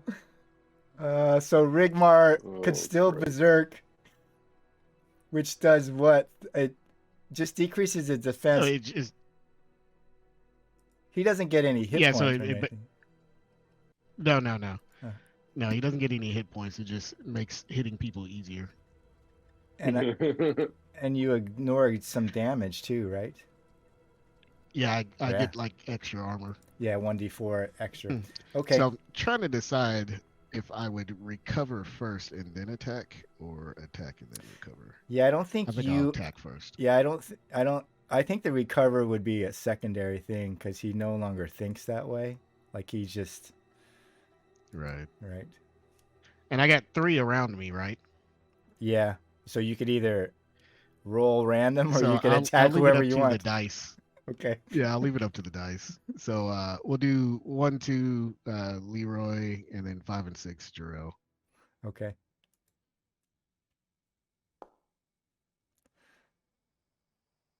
So that's Bo. Okay. So does he roll attack or does Bo roll a defense? He just targets Bo, and he should be able to roll his attack. Bo has Oh, a okay. shield, correct? He does have a shield. Okay. So if this, because I have crushing shield as well, so they'll both go through if he blocks with the shield. Okay. I thought you were trying to give him a chance at survival. Oh, Oh, this is Miss. you just hit him like. All right, hold on. So I believe the way it works is when he defends, then the crushing shield goes in effect. I gotta read it real quick. Okay. Is that hammer rhythm? Yes, hammer rhythm. So he makes, so it's a strong versus quick. Yeah, you also have the adept one. So the adept is a strong versus strong and drive him backwards.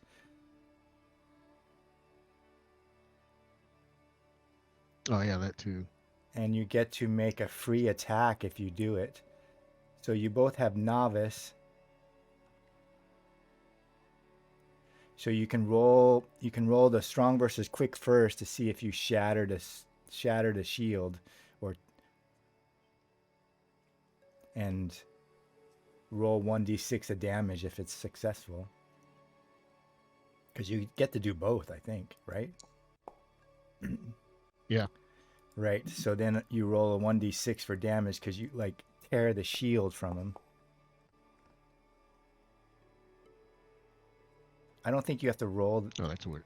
Yeah, you just Oh, roll. just the damage, right? Yeah, it's just 1d6 straight from the heavy blow. 5. So you force the shield out of his hand, and Bo takes 5 damage. And then the adept one is you do a strong versus strong test to push him back.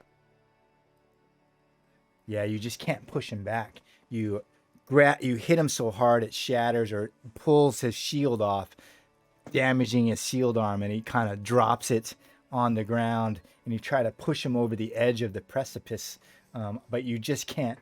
Your mind is kind of not all aligned. You're an abomination now, and you can't push him off the edge. Although it's a very good idea. And I guess you would do your recovery. I think that happens naturally. Like, Well, it's an action to do. So do I? All the other stuff was, so the attack is an action, right? So that takes away my action. is it just a regular action, or can you do it like a move action? Oh, it is a regular active.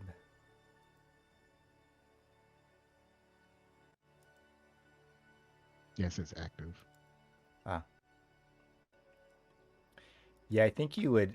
I think as an abomination, you would attack. Like you wouldn't.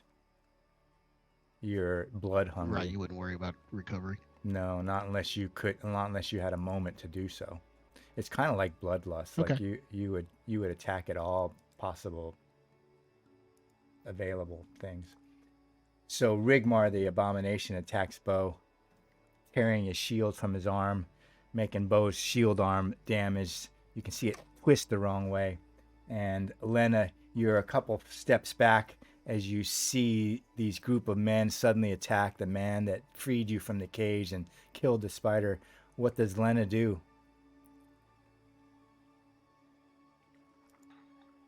Lena thinks there's nothing she can do, although Rigmer helped her. And it's time to move on so far. Okay.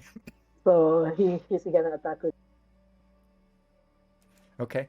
You can surely back up. You're not like necessarily in close quarters with Rigmar, so you could give yourself some space if you wanted, and yeah, use your bow as you back up.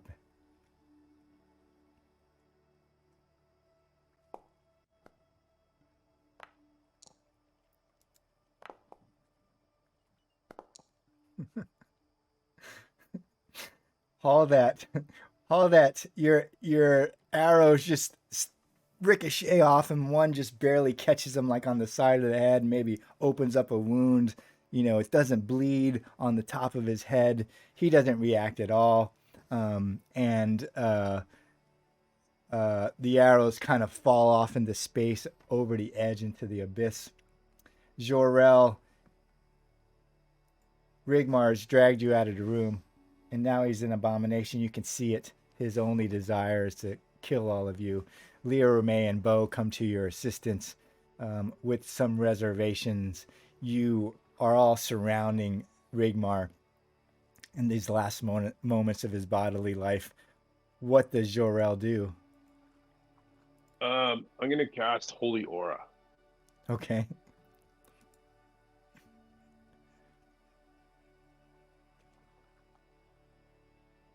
Oh, it ignores armor too. Yeah. If it works, but it doesn't. Wah, wah, wah. Why is that, Jor-El? As you're standing next to this abomination, and now is He's Rigmar still hesitating. hesitating. His faith has been shattered. Huh. Yeah, his faith has been a bit shattered from what he's just witnessed. He never thought it could happen to somebody close to him. Battle brother who's succumbed and is just no longer the man he was. Yeah, you step back a little bit maybe, and Lear May is on the other side of you. He maybe sees you falter, and it casts doubt in Lear May's face as he pulls up his sword again as he sees you kind of falter a little bit.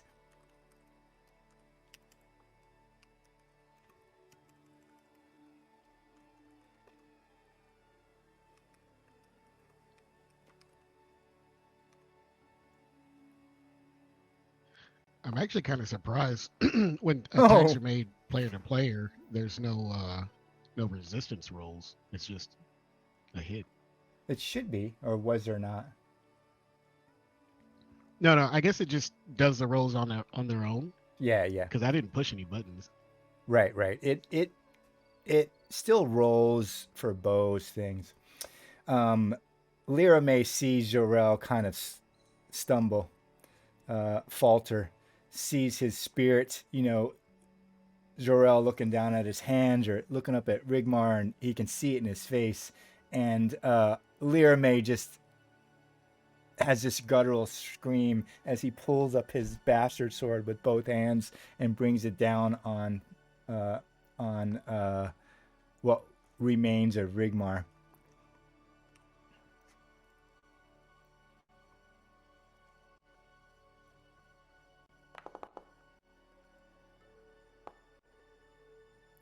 Oh, that's probably a killing blow. No. Oh no. Because of the berserker. Because of the berserker.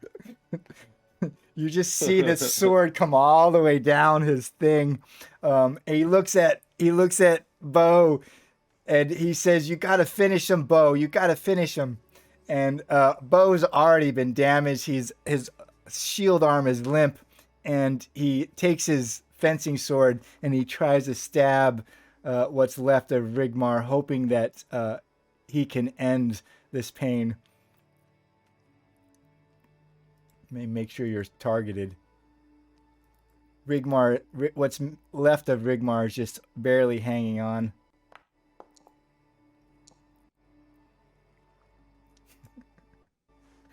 There it is. Oh.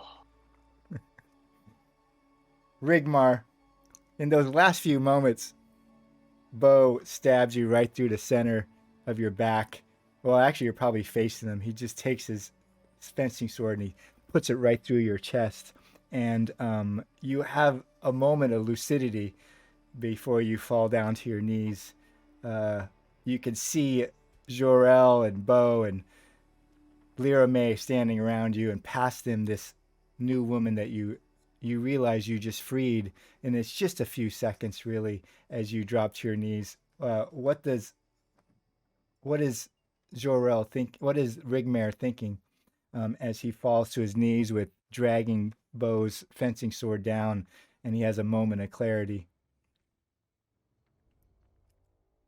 I think he would weakly smile, probably coughing up blood, look at everybody in their eyes, and with the last few breaths say sorry and kill over.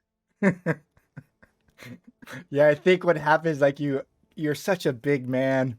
You're on this precipice. You go down to your knees. You look at everyone. Maybe your face is sideways turned to Zor-El, and you say sorry, and you keel over backwards, and you fall back onto your butt and on your back, and your legs come up as you start to teeter over the edge and going to fall into the abyss. Zor-El, you see Rigmar drop, slide off of Bo's fencing sword, and then roll up over his shoulder, and he starts to go over the edge and is going to fall over the edge to the precipice into the abyss of black. Does Jor-El do anything in this moment? No, I think Jorhal would be just too stunned. He's still he's just kind of shaken up, not able to process it. You just watch him Also, go you'd make me roll want to over. make a No, no, no. yeah, and I'm That's looking at my perfectly strength fine. stat, and it's like there's no way. That's There's no way I perfectly can fine. catch the Like guy. that's perfectly fine. I just didn't know. I wanted to give you a chance to decide if you were going to grab him or not as he goes over the edge. But Jor-El is too stunned. He's just looking at He's him, too and stunned. right, Yeah. and he goes head over heels or backwards, and you see him just roll off the edge of the walkway and tumble off into the blackness. You look over the edge, and you just see his feet. You know, the last thing you see is the bottoms of his feet as he goes tumbling off into the abyss and blackness beneath you, and Rigmar is lost. You're standing outside the store, uh, and RPG. You have two choices.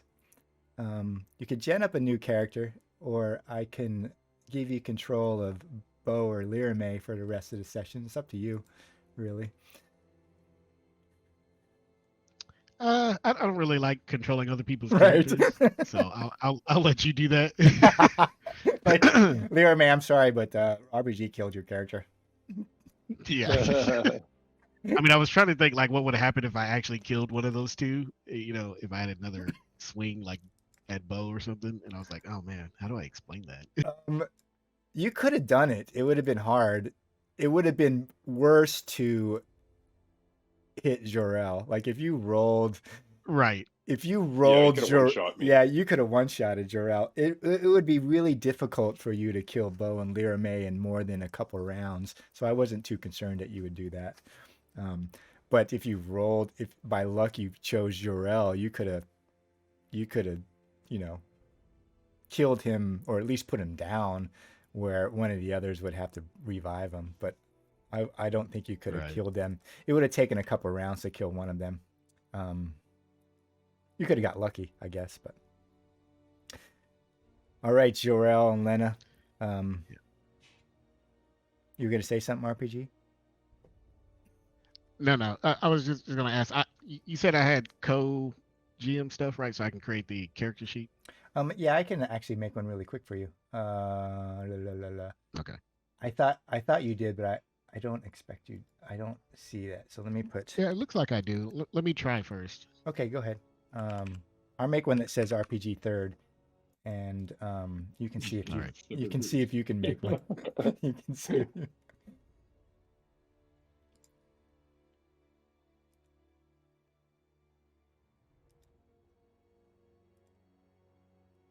Yeah, it Oh looks yeah, like I can create one. yeah, you can create one. Okay, I thought you could. I thought you had most of um, permissions, so you can see if it works. If not, I put the RPG third just in case. So Jor-El, Lena, Bo, and Lirame, you're outside this door, and you just lost Lirame. You can see the walkway leading towards the room in which Katarina was lost, and you fought the cultists. You know that's it just because of the, layout. And so this walkway leads back to that room where you fought the cultists and Katarina died, and Katarina is now laid out on the table for safekeeping. You see a set of stairs, Lena, going down to kind of an looks like a natural cavern opening. You hear some muttering down there, um, probably some voices. It doesn't sound like speech really. It sounds more like a low kind of drone or you know um, prayers or something like that. Uh, but you definitely hear a sound coming up that stairway where you're standing, Lena. Jorel is back at the door that he has closed. Um, what would you do, Lena?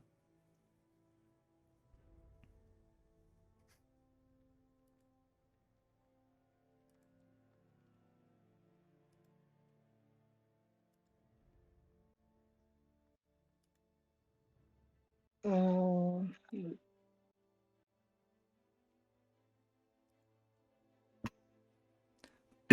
yeah.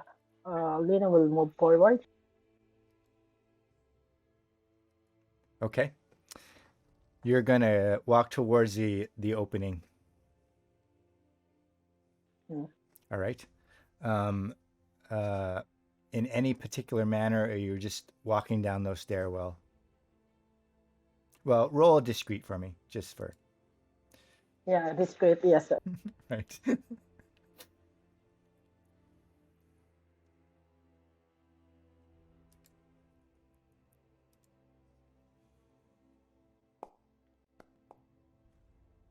Oh, very good. Okay.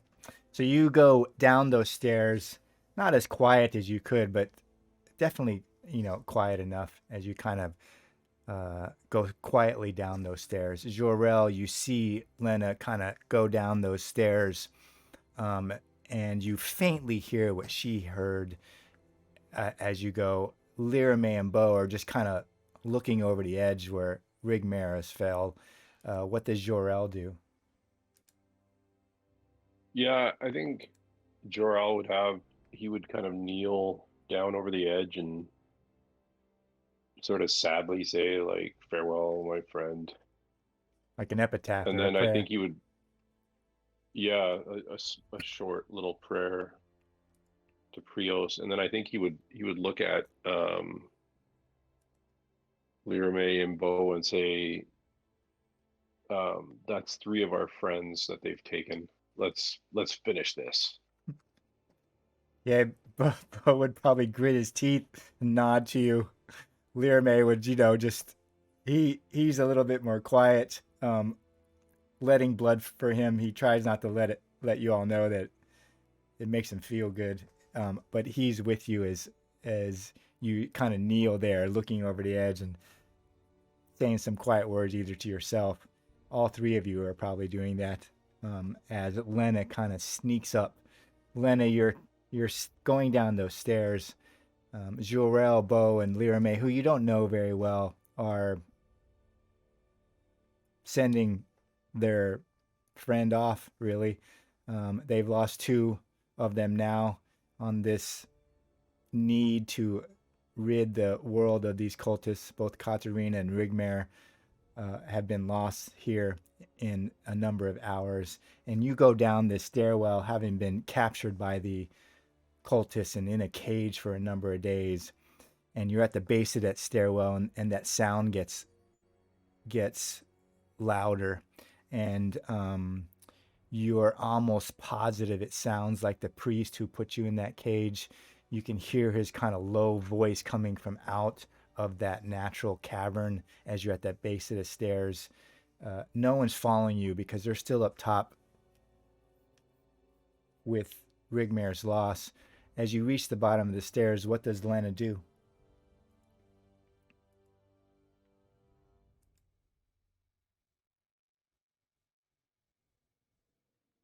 Uh, can Lena look around? Sure, you can go up to the edge if you want. You're a little bit too far back to see into it, but if you want to, yeah, you want to sneak up to the edge, I'd have you roll another discreet. See how good you are. Very nice. Lena, you like sneak up to the edge, just up to the edge of the natural kind of cavern. You look inside and you see like there's a waterfall that comes out of the natural rock. This is one of the few natural rock areas. And you see the priest and his two guards there. The priest is, kind of on the far side of this natural water thing, and there's a pillar really of stone, and he's got like something on the pillar of stone there, and his two guards are with them, but they're not really saying much. Their backs are to you at the moment. They're in plate mail, which you've seen them before, and the priest is just past them. Neither of them can really see you necessarily because the priest has his head down, and you were so quiet as you got there. But he's almost standing in the water, maybe up to his knees or up to his ankles, and he's praying or he's intoning something over there. And his two kind of plate mail guards are standing there just kind of looking at them. You can barely see kind of the priest where you are because his guards mostly kind of cover him. And but you can definitely hear him just past there, see glimpses of him past there as you're kind of hidden there in the edge of the natural opening. What do you do when you see them?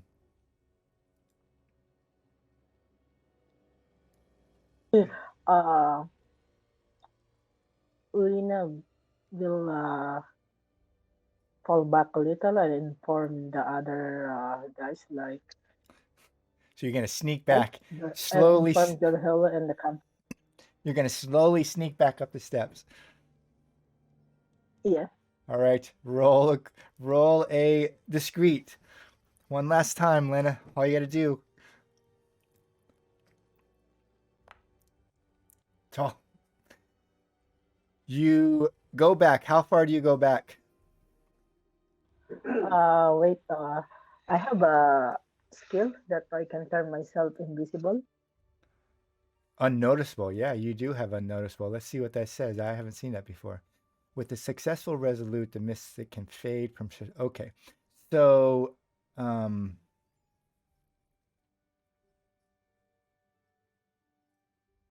Is it at first rank or second? no, she has it at adept. No, she has it at novice. Oh, good. She has it at novice. Oh, You it only only have works against one person. right. You can roll resolute as you move, and we'll see what happens. Really, if that resolute is positive, then okay. So you're gonna fade. Who are you gonna fade from? You turn to leave and sneak away, and you can see the two guards and the priest, and you make a noise, and the guards' heads begin to turn. Which one of those enemies in the cavern are you going to fade from? The guard that's closest to Lena. Okay. The guard at closest to you. So he looks over as you start to move out. You make a noise, maybe a scrape, maybe a noise. He looks over at you and goes, I don't see anything. And well, he makes a guttural noise because they don't actually speak words, and you don't really understand.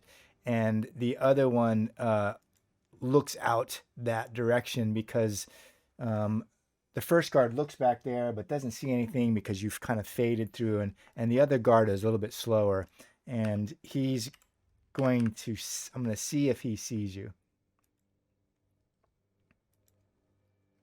Right. He looks back too, because you faded from one of the guards' perception, and he kind of shrugs it off. The other guard shrugs it off too, like it kind of pulls him back to whatever the priestess is doing, and you sneak away up the steps. Um, what do you do when you get up there? Yeah, yeah. Fall back. Okay. You head back to Jorel and Bo and Lirame. Alright. And tell them what you see.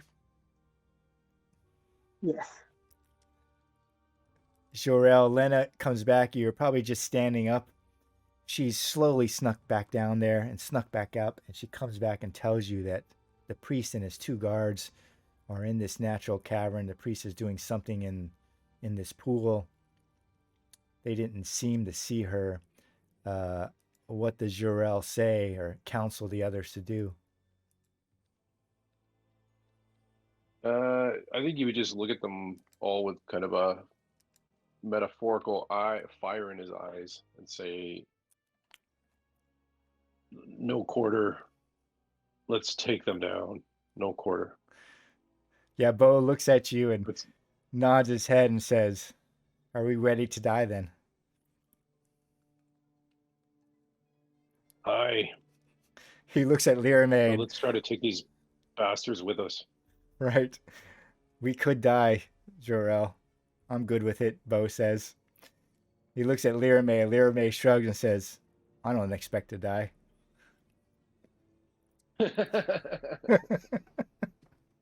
So how are you going to approach this, Jorel and Lena? I don't know. I think like they didn't see Lena, but I think they already know that we're here, I think, right? Like we made it. Didn't one of the guards get away, or did we catch him before Yeah, we got him? you're not certain if they know you're there or not. You have no idea. You don't really know why they're in the cavern. You don't know if they're in the cavern because that was the plan altogether. You don't know if they're in the cavern because you forced them into the cavern with your actions. You're not really certain. I mean, we're terrible at sneaking around. I think the only maybe possible option is Lena goes first, hides or something like that, and then the rest of us just come stomping down the wall, down the corridor, and try to. And we have a pitch battle, and then Lena maybe gets a surprise or something like that. But otherwise, I can't really see us, all of us, sneaking down. Okay. Lena, That'd Jorel, be my only. yeah, Jorel thinks maybe you should sneak down, and then the three of them are going to rush in after you. What do you think of that plan?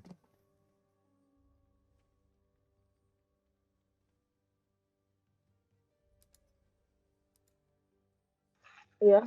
It's a good plan. Okay. You have no love lost. Lena is ready to die against the priest and his guards.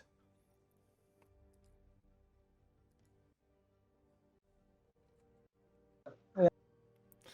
All right. So, Lena, you're going to sneak back down to where you were. You just have to roll one discrete test. What I would do is I would target one of the guards or the knights, just overlie him and put T, and then roll at the stuff. Very good. So you sneak all the way down. You sneak all the way down to the edge, probably just inside here, and you set up. When you come in, one of the guards is looking out at the opening, and you might come through the opening and suddenly stop because the guard is looking right at the opening, but he doesn't seem to see you. The other guard is looking backwards towards the priest, and you make a little noise as you come in, but that guard doesn't see you at all for some reason. Like you notice that that he doesn't notice that you come through that doorway at all, and then he kind of turns back around towards the priest. You set up there, and what is your plan as you kind of tuck into the corner there?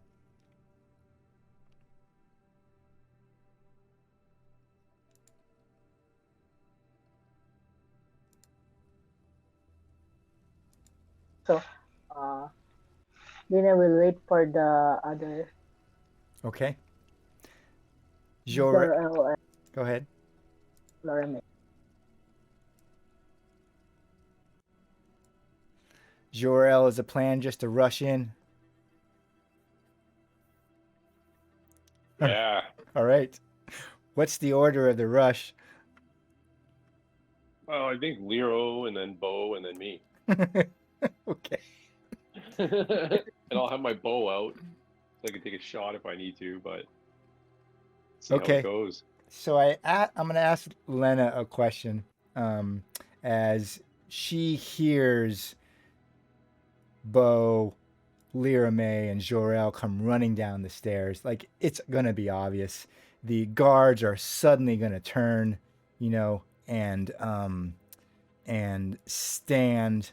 They're going to turn towards you as you hear the noise of them running down the stairs. You even may hear a battle cry from Bo. There's a moment there that you probably have your bow and arrow out where it's right before this tumult comes, but you can hear it first. Does Lena do anything as she hears all this happen?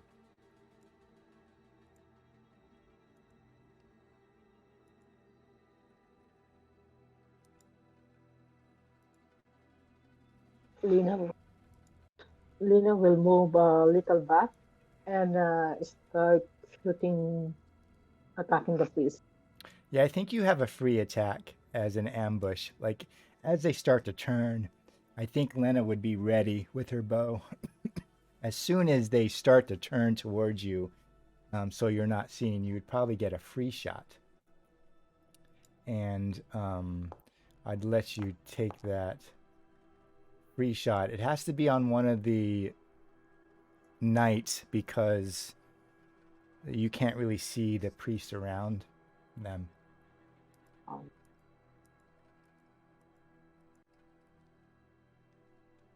So you can target one of the knights. Now, the knight... Oh, right. Okay.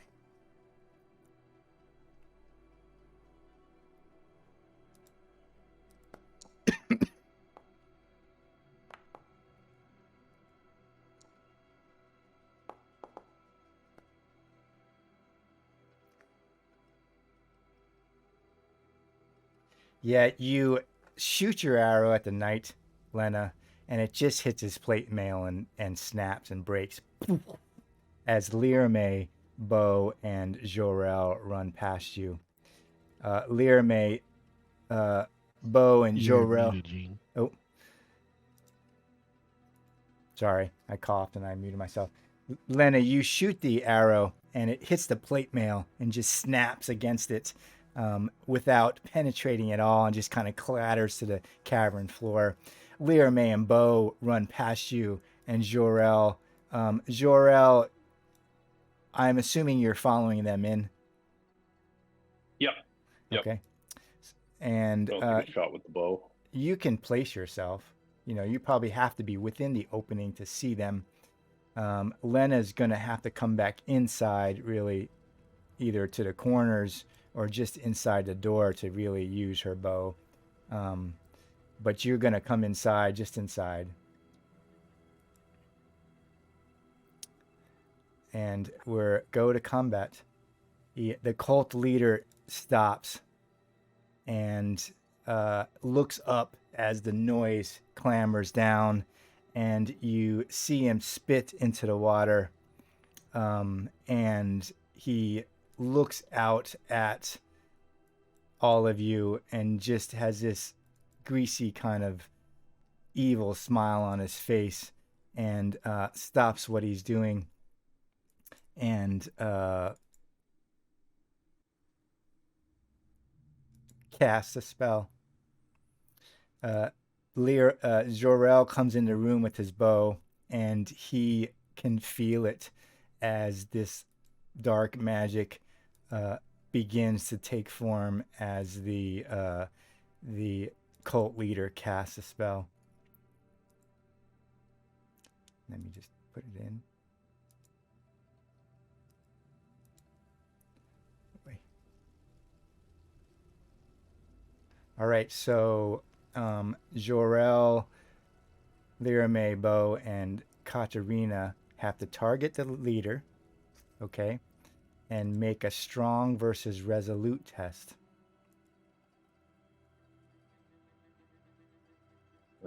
So we roll strong, or we roll resolute? You roll strong and against his resolute.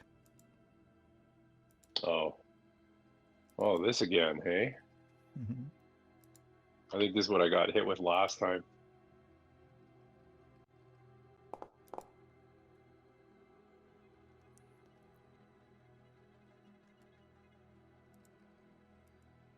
I'm going to do the same for them.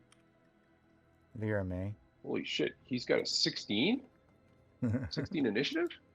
Holy fuck. Both Jor-El and Lirame fail their strong tests, and so does Lena.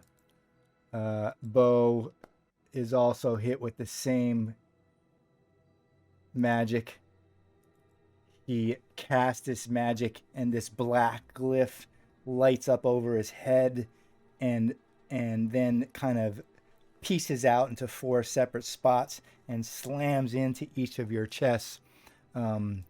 Each of you that failed your resolute, your strong test, take 1d4 damage that bypasses armor.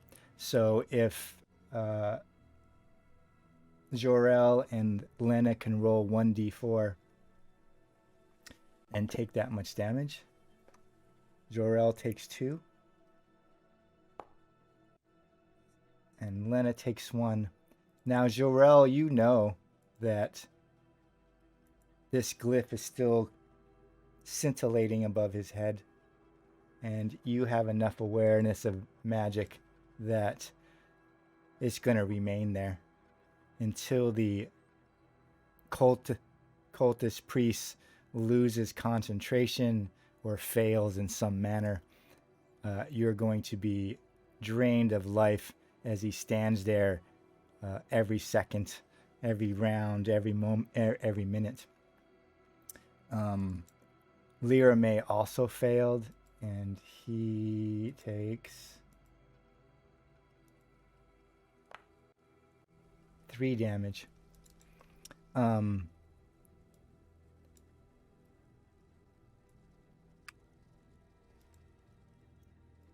Which leads us to you, Jor-El, as you come in with your bow and you see this kind of glyph blossom above the cult priestess head. You hear these garbled, edged, terrible words of his magic, and it slams into you. You see Lena rock back a little bit and Lirame rock back. Bo doesn't seem to be affected. What does Jor-El do? I'm going to take a shot at him with the bow. Does the bow have the precise quality? Do you know? No.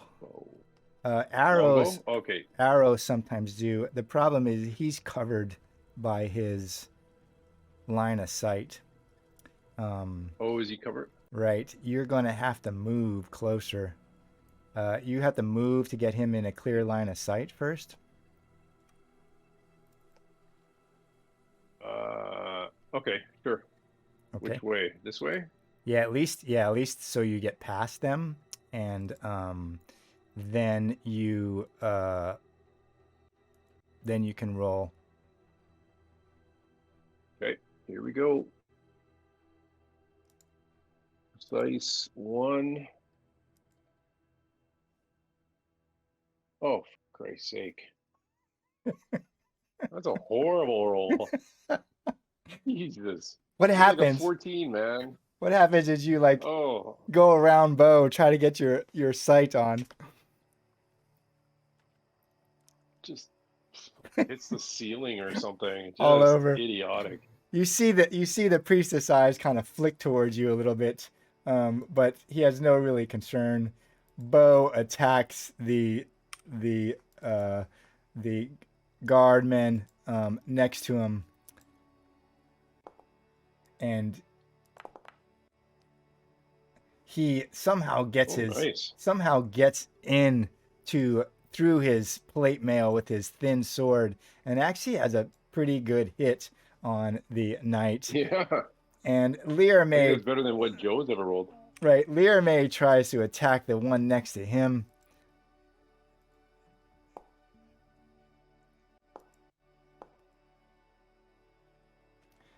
And you Oh, just hear his sword clank off the plate mail, denting it a little bit across the shoulder. Lena is standing kind of in the back there. Most of her view is obscured by the knights and Bo and Lear May. She sees Zor-El kind of go around the side of Bo. What does Lena do?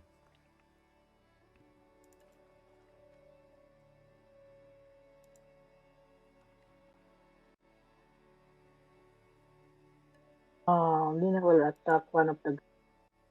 Okay.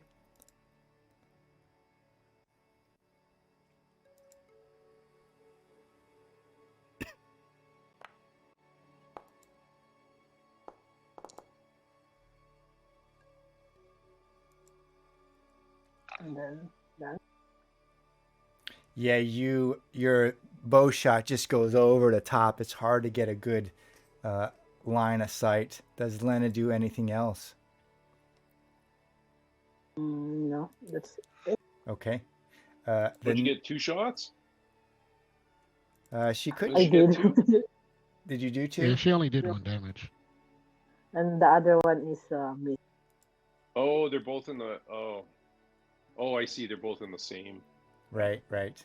It's the knight's armor, really. The knight attack. One attacks Lirame and misses, and one attacks Bo.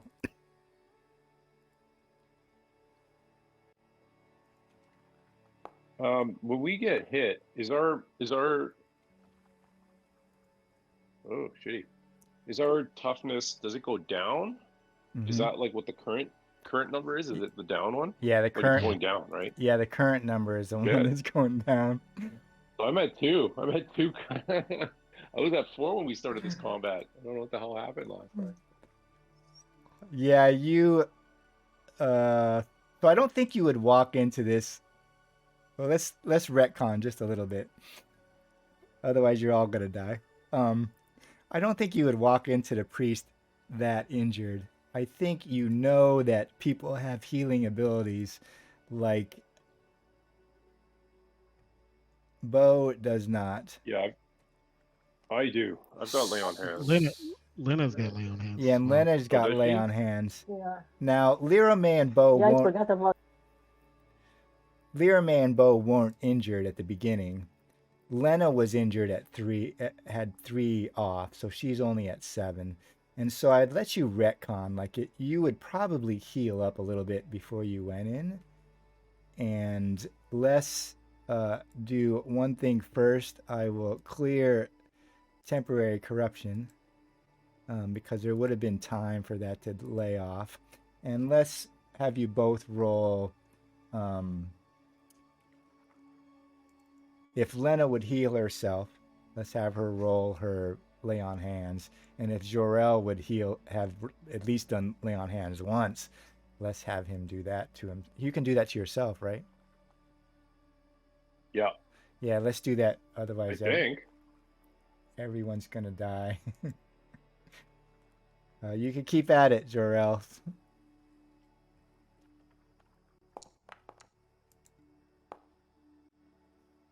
There you go.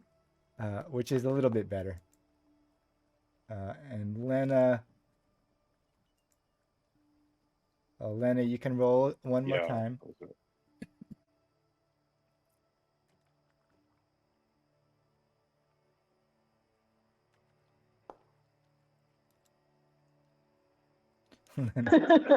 Really not. Right. I I also have an herbal cure. I could give her an herbal cure that heals 1 point of toughness, and I'll take one as well. Okay, I'd let Lena go up to 8. And you could take your herbal clear to Jorel and go up to 7. That's going to be important here for this next round as a cultist, because both of you are still affected by that glyph. That glyph is still kind of lit up on your chest, and the cultist just has to uh, pass a resolute test for you both to take 1d4 damage again. Oh, he failed. Lucky you. You, for some reason, the cultist priest loses this concentration, and you feel that glyph on your chest. Lyra May, uh, Jorel, and Lena kind of dissipate, and he uh, shakes his head, really, and then let's see who he attacks this turn. 1 is Jorel, 2 is Bo, 3 is Lyra May, and 4 is Lena.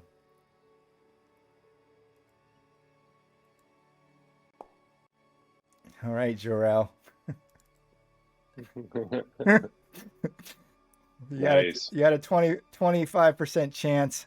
Uh,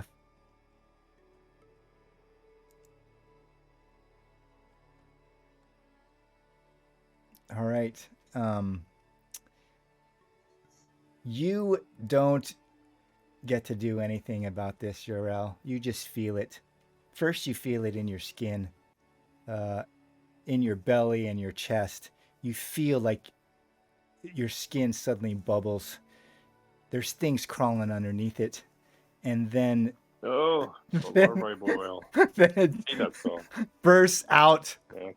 and you have black plugs start to burst out of your armpits, up through your neck, out of your armor, in the inguinal folds of your groin and your belly. It's just all over. You feel these larvae boiling out of your skin and your flesh, and you take is it 1d4?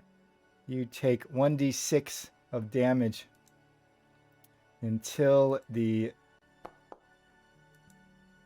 So you feel them kind of ripping out of your body, Jorel, and take 4 damage this round. You know That's my threshold. You're at your threshold. Yeah. So what does that do? Knocks me down, or? You go prone. Yeah. Well, I guess any damage would knock you. It rocks you back on your feet. Maybe as a larva boils out of you, it drops you to your knees, and that type of prone, you drop down to your knees, and you are prone on your knees as this larva kind of boils out of you. You know that cult priest, it's gonna last. The larva's gonna eat you up unless somehow you get lucky. What does Jorel do? I'm gonna try to bend the will of the guy that's right next to him. Much better. That's what I'm gonna try. Here we go. Oh, look at Yeah, that. roll a 1. Natural 1. I think with a natural 1, you don't even have to roll next round to keep control of him. I think he's yours at least 2 rounds. You don't have to make a resolute check.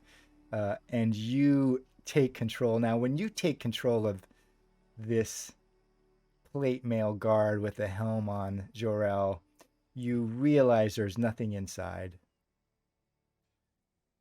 That the priest is controlling them. Their mind is lost, and they were once knights of the realm, but they've been blackened and made his slaves. when you take him over, and Okay. because you put your mind into his mind, and you easily get in there, and maybe because the priest is concentrating on you and it casts larva boil, he's not holding on to his knights as much as he should, and you slip in easily, and you realize there's no one home. Absolutely no one. It's empty shell of a knight when you take over. Oh. Would Jor-El do anything else? He can't really because Oh. Well, he's I'll stand up. yeah, well, Can I or? you can roll a quick test. If you fail your quick test, you stay prone because otherwise it would take you a full action anyways to get up.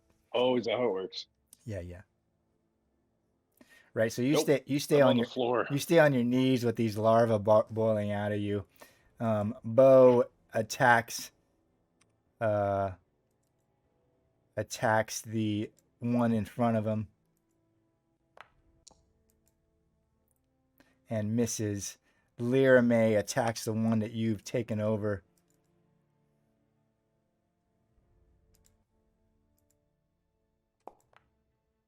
Ooh. Oh, max. And you He just did max damage and only did. You forgot to turn on his witch hammer. yeah, I know. He hits him, but you hear it clank off his plate mail as he turns. Lena, you're in the back. You see the one turn away from Lyra May. Jor-El is dropped on his feet, on his knees, and you see just these crawling bugs and stuff burst out of his skin.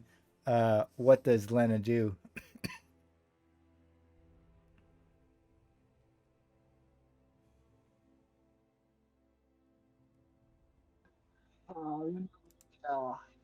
Attack the guard. Okay.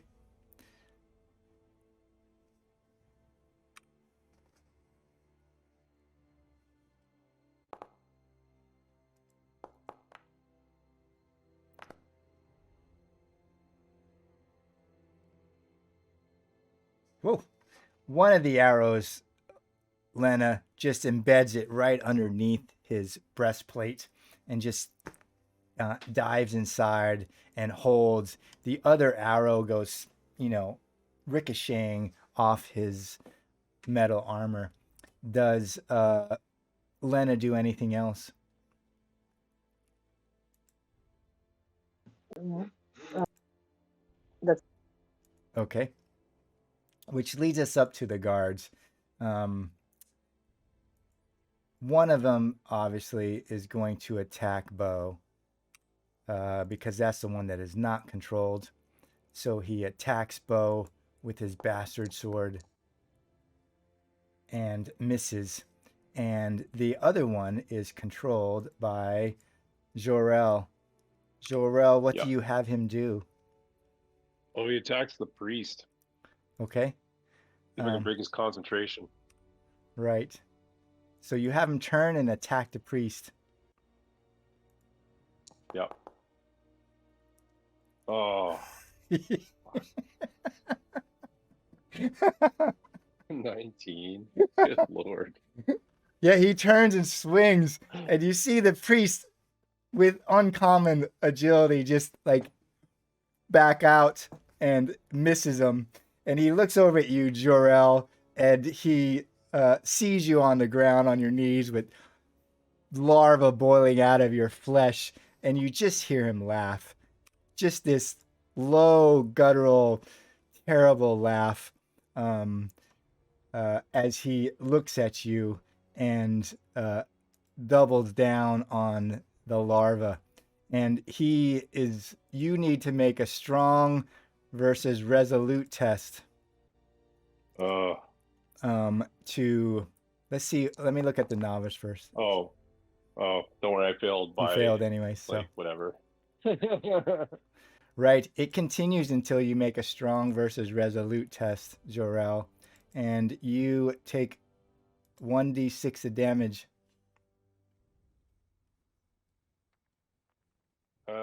Shouldn't he roll? Okay. Yeah. Yeah. Much better. I'm still I'm still alive. I'm still on.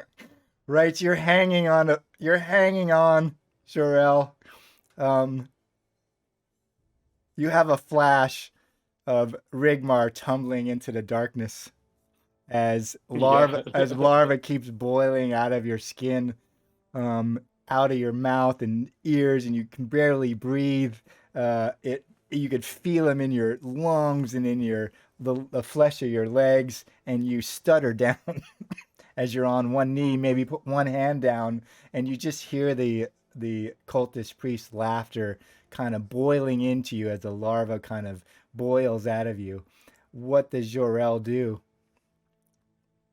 um, I'm gonna I'm gonna do lay on hands on myself. Okay.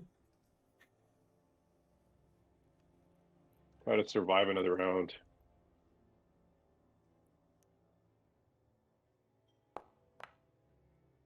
Oh, fuck. Just horrible. It's just kill me now. This is just embarrassing. Right, you try to cast a spell, Jorel, and it's just you're trying to speak it, and larva and centipedes and bugs are just coming out of your mouth. You can't get the words out, and it just doesn't happen. Does Jorel try to do anything else? Oh, I'll try quickness Okay. again to stand up.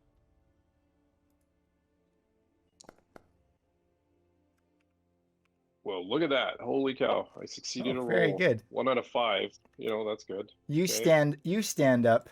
Bo attacks the one next to him. Um,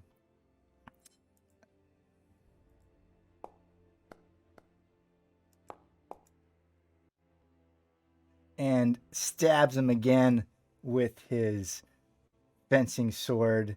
Lyra May sees the other one turn and attack the priest, and he's been with you long enough to realize that you must have taken control of him. So he attacks the same one that Bo is attacking. And he just clashes against the plate armor of the knight. Lena, you're in the back. You see both Bo and Lyra May attack the same one. You probably see the knight attack his own priest. Jorel is on his knees, coughing up grubs and larvae and insects of all nature. You see him try to do something, but he can barely cough and catch his breath. What does Lena do?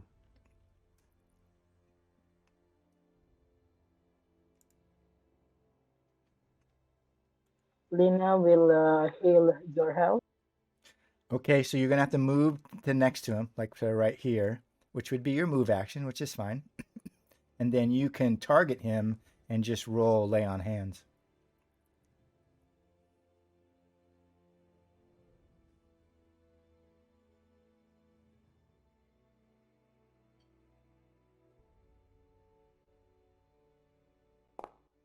Oh.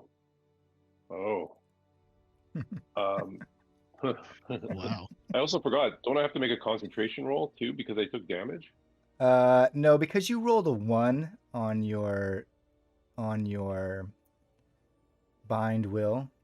I Yeah. I said you controlled him for 2 rounds without having to roll, which is Oh, what okay. yeah, Okay. which is what a major success is. Um, Okay. Lena, you have 5 extra experience points.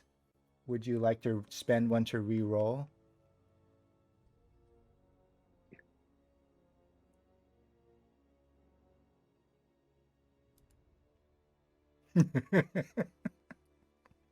Huh?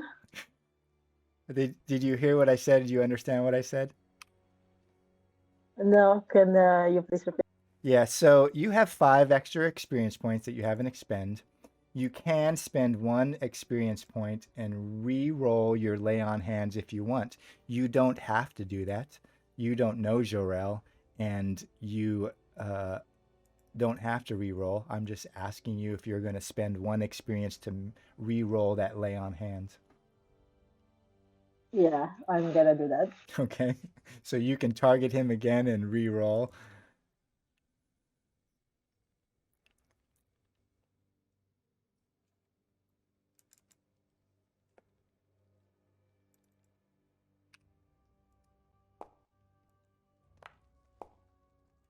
Holy shit. It's a miracle. It's a You miracle from Prios. you might live another day, Jor-El. You feel Lena grab you by the back and scruff of the neck, and you just feel Prios's power flood through you. But it's not from you, it's from Lena. You are coughing up grubs and Yeah, my mouth is full of nastiness. stuff. You're looking up at her, they're boiling out of your skin. And the other knight, 1 to 2 is Lear May, 3 to 4 is Bo. So he attacks Bo again.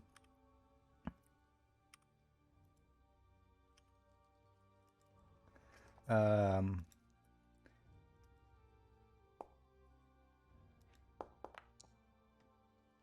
and he crushes down with his bastard sword on Bo. Bo gets staggered a little bit under the weight of it. You see he's bleeding profusely from many wounds. His one leg buckles a little bit, Jor-El and Lena. You can see him and his sword kind of hits the ground. Jor-El, you still have control of the other knight. What do you have Yeah. him do? Attack the cult leader. Okay. Hit him. Kill him. The guy can't have that much armor. He just has to hit him. All right. He will roll. Kill him.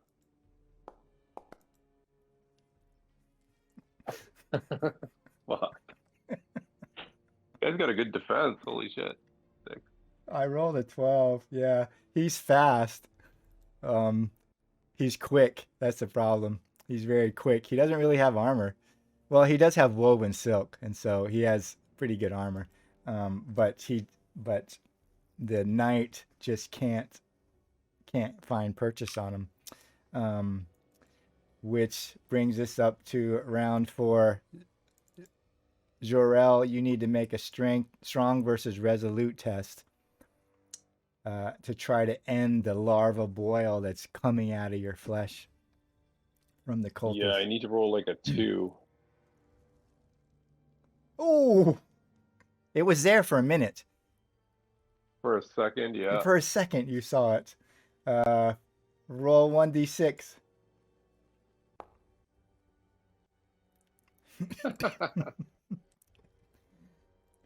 Comes and Good goes. Lord. Comes and goes, Jor-El.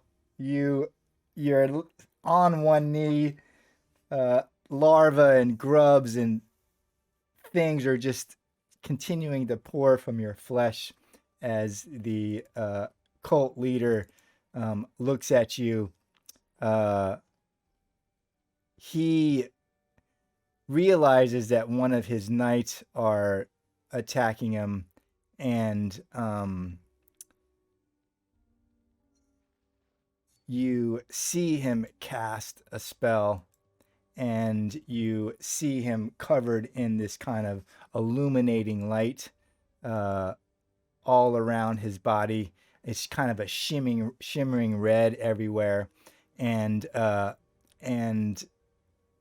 he takes his time to kind of do that as you are still coughing up grubs and terribleness. What does Jor-El do? Wait, so what? He healed himself is what it looks like? No, Jor-El would think that he's just cast like some sort of unholy shield on himself. Oh, okay. I'm gonna cast Bend Will on the other guy, on the other Okay. knight. You can do And that. it's my strong gift, so I can only be getting 1 corruption. So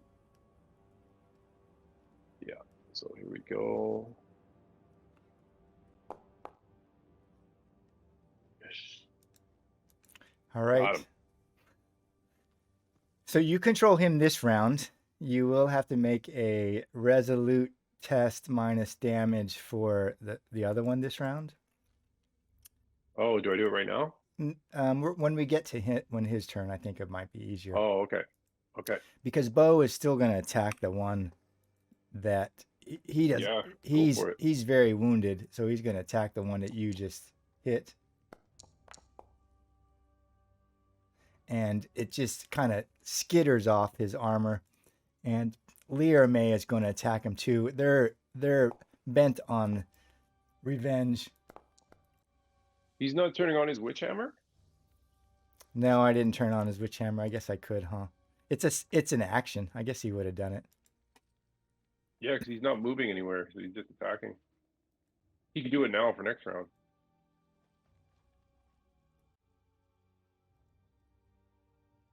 Okay. Which leads us to Lena. You heal Jor-El, but you're just barely keeping him alive. He's just vomiting, and bugs and grubs and larvae are just boiling out of him. You're just barely keeping him breathing.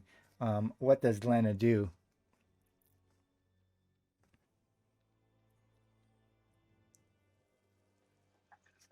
Lena will gonna move a little farther and attack the same guard she's at. Okay. Like the one that Bo. Yeah, right there. Okay.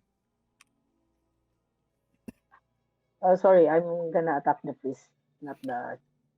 Yeah, you would have to stay like where you are. Shoot from above, yeah, Jor-El's head because you don't have line of sight. But Jor-El's on his knee, so you can surely shoot over the top of him. Okay.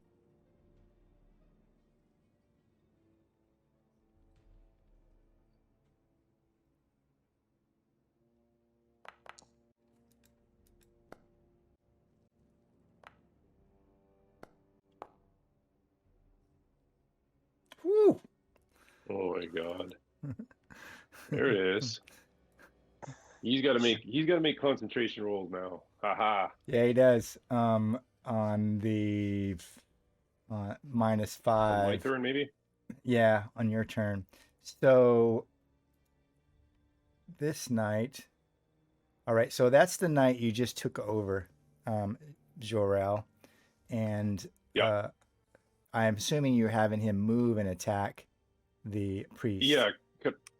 Can I get him on this side? Like, is that even possible?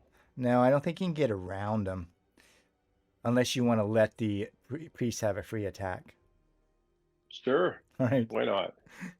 The priest realizes what happens, and you see him slip this black curved dagger from his side, and he will attack as the knight is moving past them. Actually, well, let's see what he will do.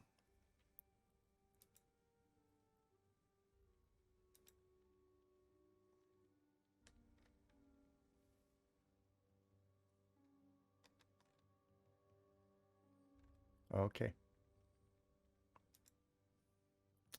Let's see if it hits.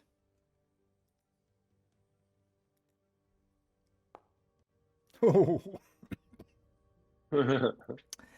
He attacks him. It's the dagger. He attacks him with this black dagger, but completely misses him as he goes around. And the knight, tries to hit him with his bastard sword, and completely misses.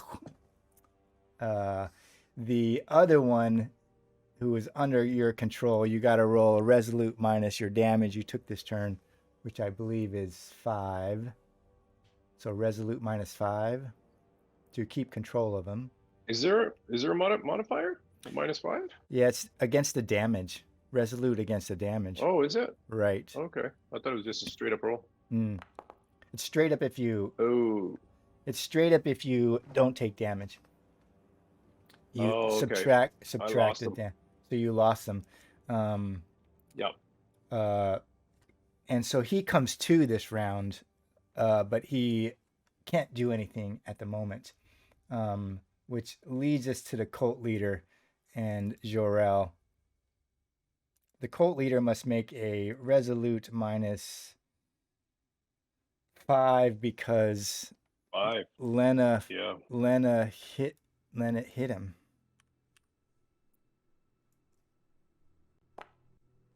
Oh. Aha.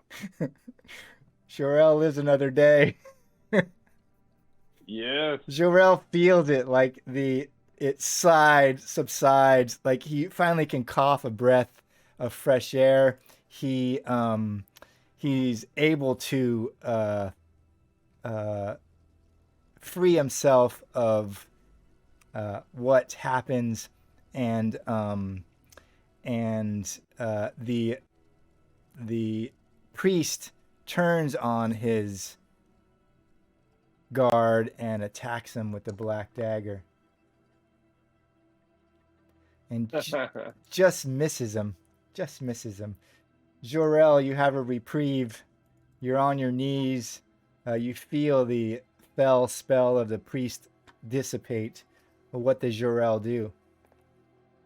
So if I want to stand up and be able to shoot my bow, can I do that in one turn, or do I have to roll a quickness? You got to roll a quick test, otherwise it takes your whole action.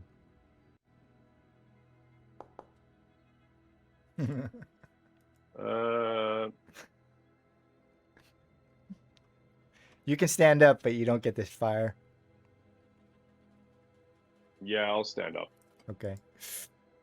Jorel stands up, gets his bow ready. Bow closes in because you've lost control, and this one turns back towards them, and he attacks.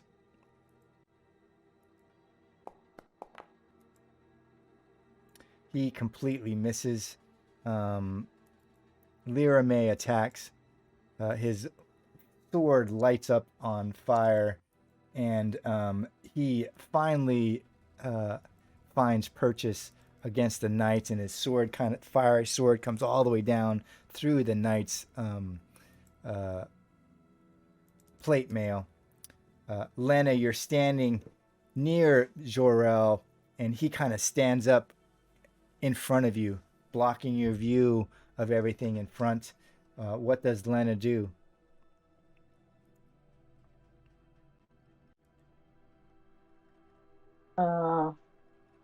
Lena moves a little and the priest will be on view and he's gonna attack. Which one is she going to attack? The priest. Yeah, that's you can move there. I think you got a good shot from there. You got line of sight, so.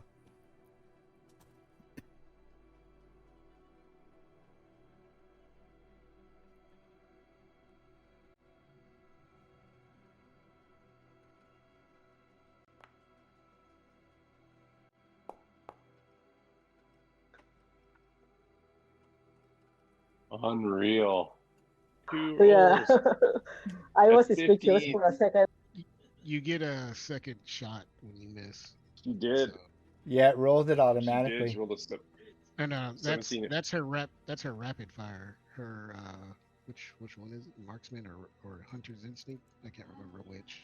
Oh, she gets her actual second shot? She gets a reroll on a miss? Let me check.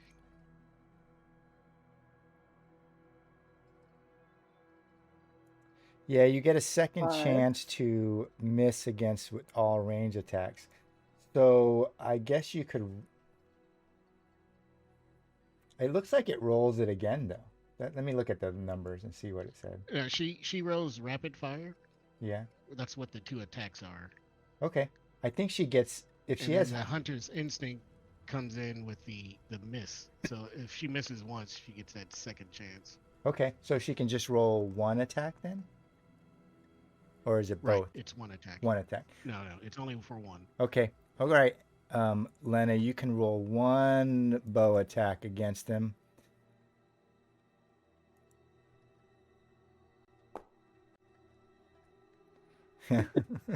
Oh my god. 3 times. Right. Oh my god. Lena misses. She has not been paying attention. She hasn't given her sacrifice to the dice gods this week. Right. She's still suffering from Rigmare's loss, even though she barely knew him, because he freed her. Jorel, you have to make a straight resolute test against the knight you still control. You didn't take any damage this turn, and so it's just a straight resolute test before he acts. There you go. Yay! And so I imagine you still have him attack the cult leader.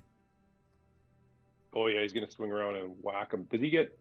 Oh, he doesn't get advantage anymore, or whatever. Because Right.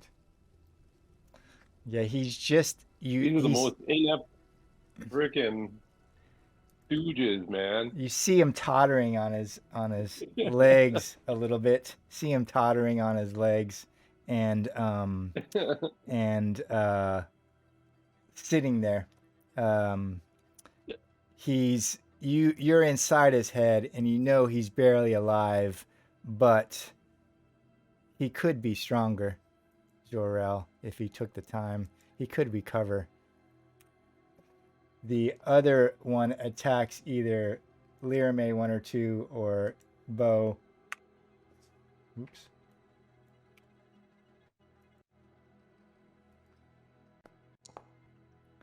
It will be Bo.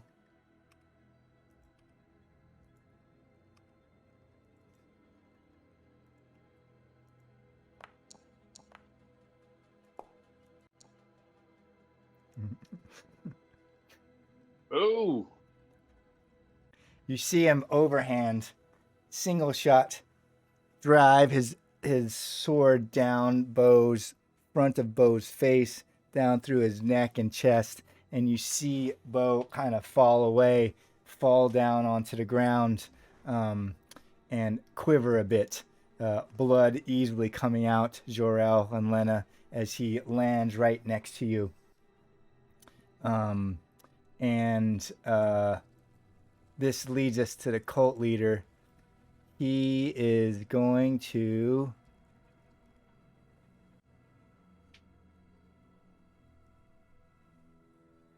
cast Larval Boil on his knight.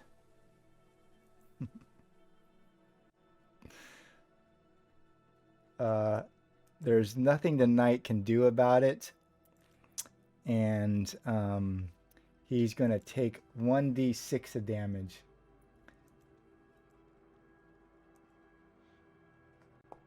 Oh, shit. That wasn't enough. That wasn't enough, Jor-El and Lena. The knight is still alive. You see, all of a sudden he twitches, and larva starts coming out of his helmet and his gauntlets and his boots. You know, they just start coming out of his mouth, but he's still standing there with his sword, just weaving on his on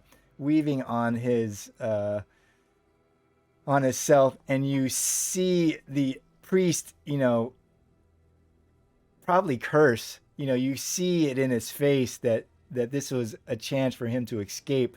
He just had to take down this slave knight of his, and he couldn't manage it. Jor-El, you're standing there as Bo goes down, and the priest tries to take out his own knight. What do you do? lay on hands on him. Okay. I'll bring him back. There we go. 2. Nice. 2 points.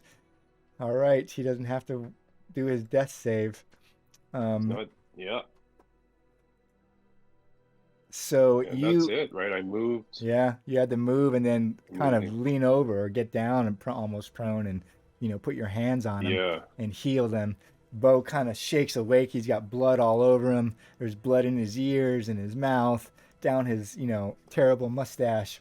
And Jor-El, you revive him. You look up.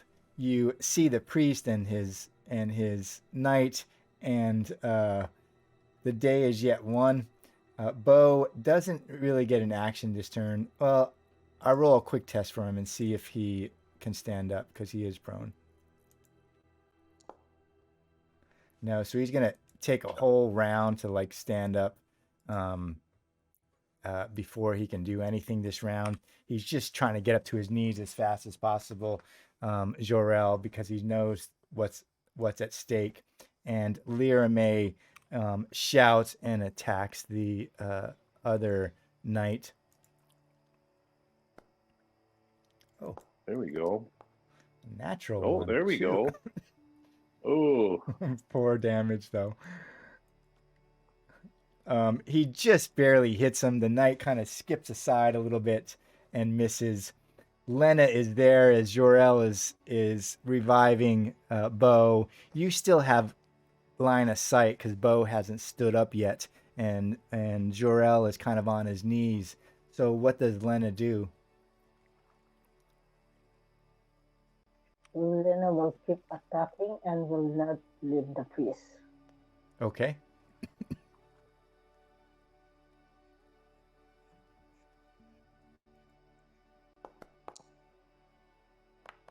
Yay! Oh.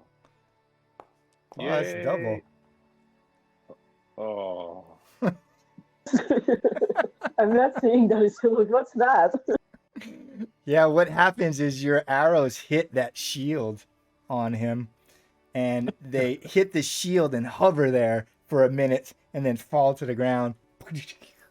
And both of those arrows are true. They hit it, they stop, hit another one and stop, and they're just hovering there for a little bit, caught up in whatever this light is around them, and fall down to the ground. As Lena rapidly tries to fire off shots. Jor-El has to make a resolute check to hold his bound knight.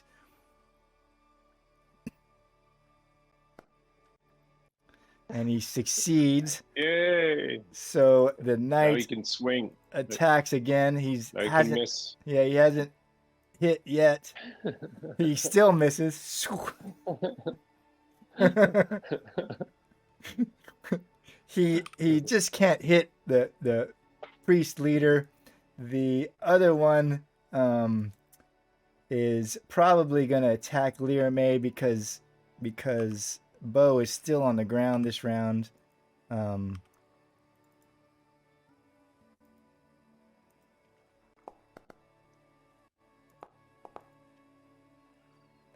Lear May. Oh yeah, I thought he missed it first. Oh right. shit. Lear May gets dropped to the drop down. You see him get overhanded, and the strike just pushes him down onto his knees, and he falls back, dropping his sword, and he's laying on the ground, partly sitting there on the ground. As we go to the cult leader, hasn't taken any damage, and so the larva boil is still boiling out of his knight, and he has to do a resolute versus strong test. So let's do that. No, the guy doesn't have to do a concentration or anything. He hasn't taken damage. It's a resolute strong. Okay. Yeah, resolute strong, which is what you were doing when he had larva boil. But he failed his damage test when he took damage, but he hasn't taken damage this turn. Oh, he fails. So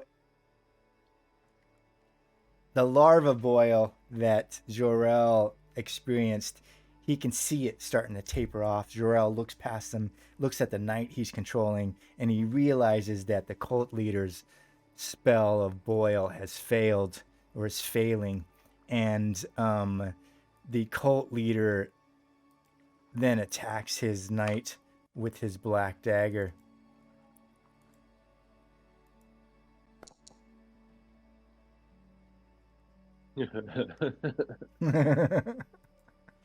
And misses completely. Just hits him. The black dagger hits his plate mail and misses. It's like a pillow fight between two guys with spaghetti arms. They're just like this. Yeah, misses completely. What does Jor-El do? I'm gonna take a bow shot at the cult leader because. Okay, yeah, you stood up, so you could take a bow shot. Yeah, I stood up. Actually, hold on a second. Let's see something here. Actually, you know what? I'm gonna take a. I want to drink a potion. Is that an action or is that a move? Yeah, it's a movement action, I think. Just So a I'm going to little. drink one of the moderate purple sap. Okay. It removes 1d6 temporary corruption.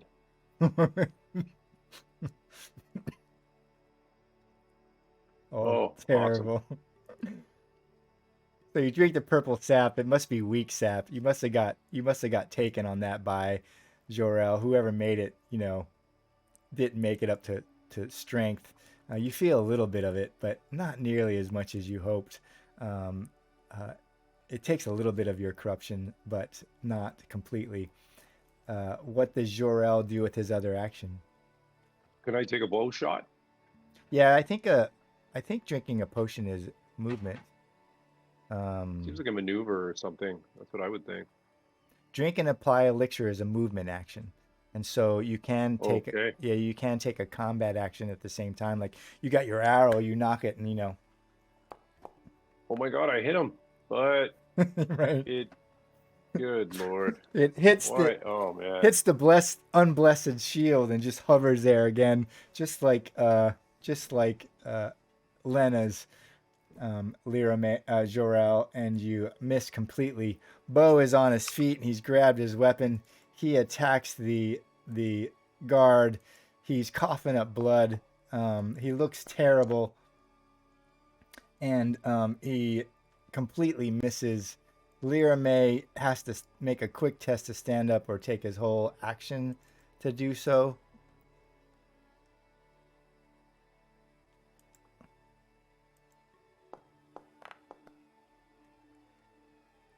Yay. So he stands up. And you are standing there and see his wounds start to heal. Jor-El, Lena, you're looking over at him. You see this long slash down his face and neck just start to knit itself back up in an unnatural manner as he stands up, and it stops bleeding completely. You haven't seen that before, but it is obvious that it's happening now. And he attacks the one in front of him.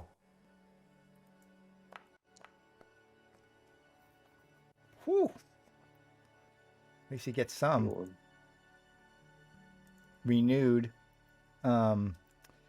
Which brings us to Lena. Lena, you've shot twice at the priest, and those arrows just hovered in the air in front of him before they fell clattering into the pool. What does Lena do?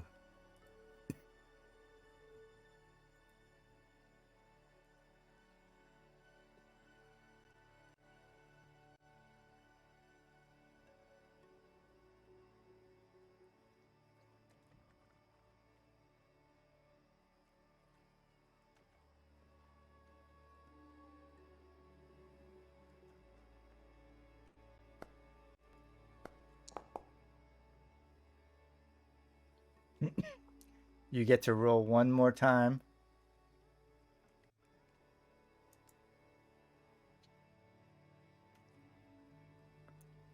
That's a lot of 14, 15, 16s, Lena.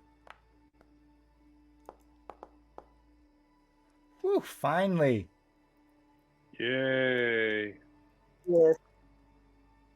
Wow. You see that arrow, the second arrow, the first arrow hovers and drops. The second arrow hovers, and then it slowly starts to rotate, quiver a little bit, and somehow gets past this barrier and embeds itself right underneath the priest's collar. He coughs immediately as it goes back and lands against his scapular bone, coughs out blood, and you see him shudder a little bit and look at you in the distance. Jor-El, you just have to make a resolute test to keep control of the knight.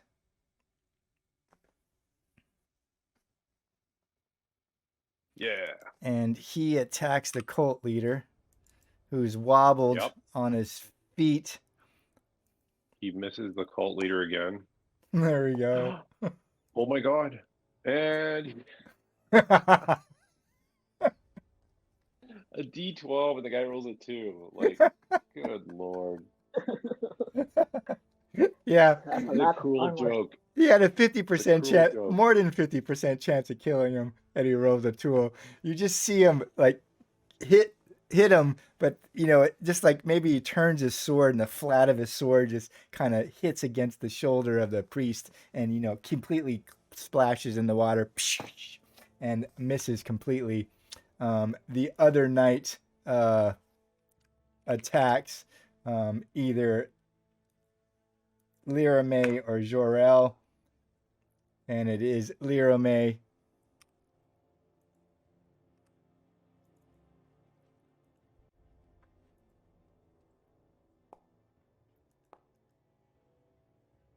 Oh. Oh, Christ. You see him overhand Lirame. Lirame staggers up and hits him.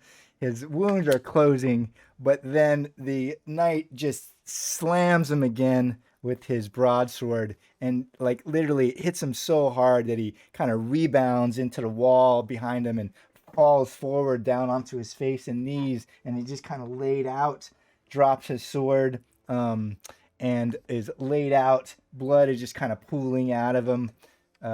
As the knight hit him, and we go to the priest.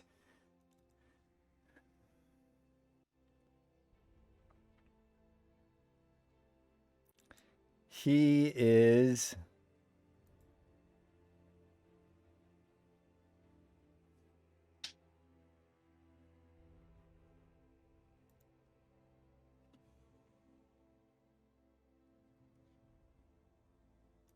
so you see the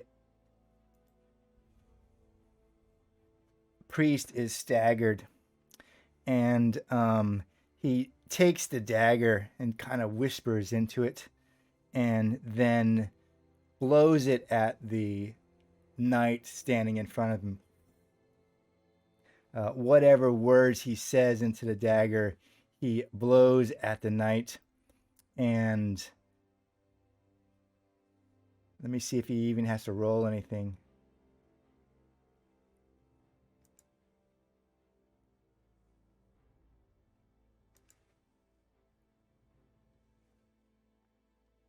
No. What is this ability? Right, you see him takes this dagger, Zor-El, says some words into it, and then blows it at the knight. And you just see these blackness kind of come out of his mouth. Some sort of curse, some sort of terribleness. I don't really have to roll because the knight only has 1 hit point. And you just see this black breath hit the knight, and it just crumples like it's a curse of death.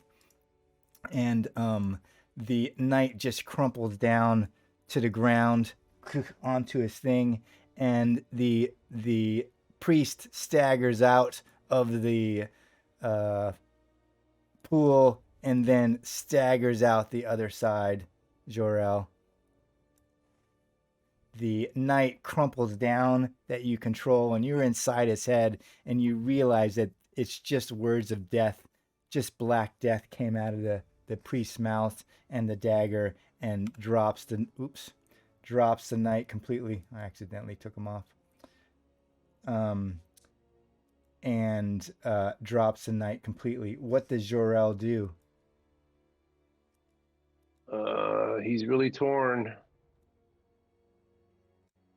But he's pretty useless against. I'm going to move over here and try to heal Lirame, lay on hands.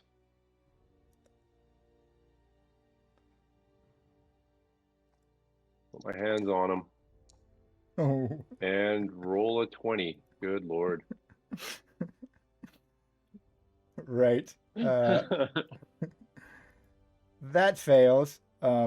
Does Jor-El do anything else? No, I moved and did the spell. Okay. So that's it. Which would lead us to Bo, because he's still alive, and the knight that's left.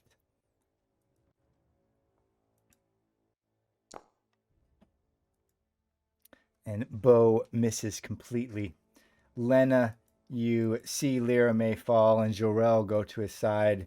The priest runs out, staggers out after he kills his own knight. What does Lena do?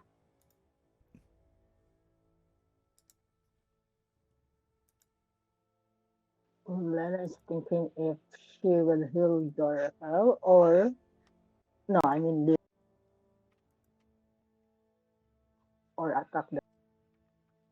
Yeah, you're breaking up a little bit. So you are either going to heal or chase down the priest. Is that right? Yeah. Okay, you could do either one.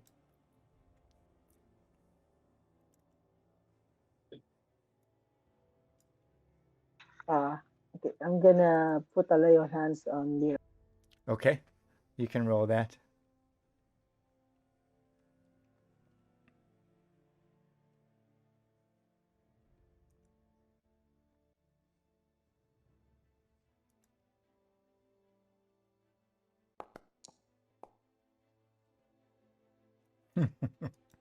Well, I tried.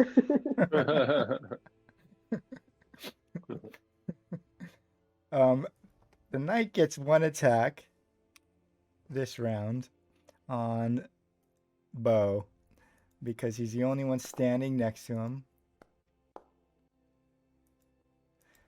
Uh,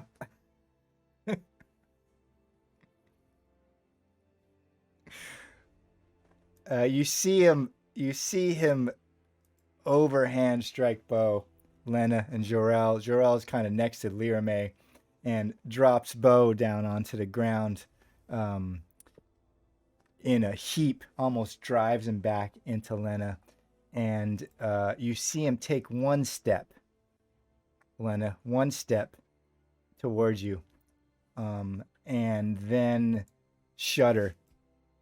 He starts to shudder, like shake all over. You can hear like the plates of his plate mail banging. You know, like his whole body, like he's having a seizure. All of a sudden, standing up straight. Jorel's been inside the head of a knight, and he knows there's nothing there. But as you're standing there watching as he drops Bo, the knight kind of shudders, and then you see him go stock still and straight up, and then fall back over into the pool.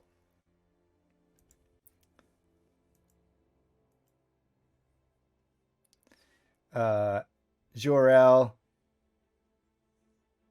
I guess Lyra May needs to make a death save first. Yep. Be so much easier if they were here to die.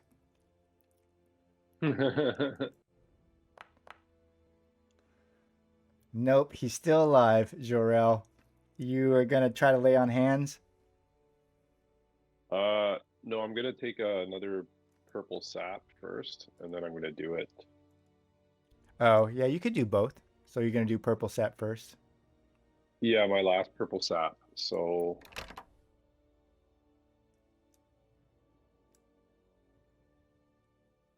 here's the corruption. Puts me to that. Who the heck would I heal? I'm gonna roll it. 1 to 3 is Bo, and 4 to 6 is Lero. Okay. I honestly don't even know because they've both been around the same amount of time, right? So it's Bo. I'll try to heal him.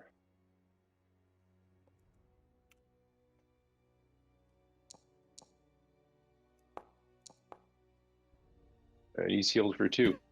All right. So Bo, you shake Bo awake. The power of Prios enters him, and you see some of his wounds, but he's drastically wounded. He's breathing heavy, and blood is kind of bubbling and spitting out of his mouth. He tries to get up, but he kind of sinks back down. He's looking for his fencing sword around him because he's dropped it, and he's looking at you kind of bleary-eyed, and his eyes aren't really focusing on you, Jor-El, but Bo is still trying to get up to his feet. Lena, you're standing there. Lyra May has to make another death save. Just for giggles. Ooh. Okay. He recovers on his own. There you go. He's fine. A natural one. Yay, we don't have to spend corruption. Yeah. Lyra May shakes his head a little bit, and you see him get up. His wounds like automatically heal on his own, Lena, in an obviously unnatural, inhuman kind of way. Has Lena ever seen this before?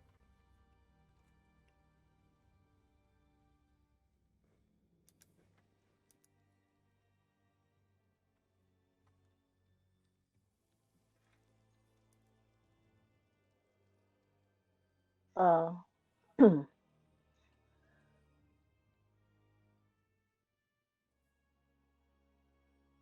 Were you talking to me, Jean? Sorry, because Yeah, I yeah. was Have you talking ever to seen someone like Lyra May heal his own wounds? You know, his wounds start to close all by themselves. Natural things don't do that. Has Lena ever seen someone do that before?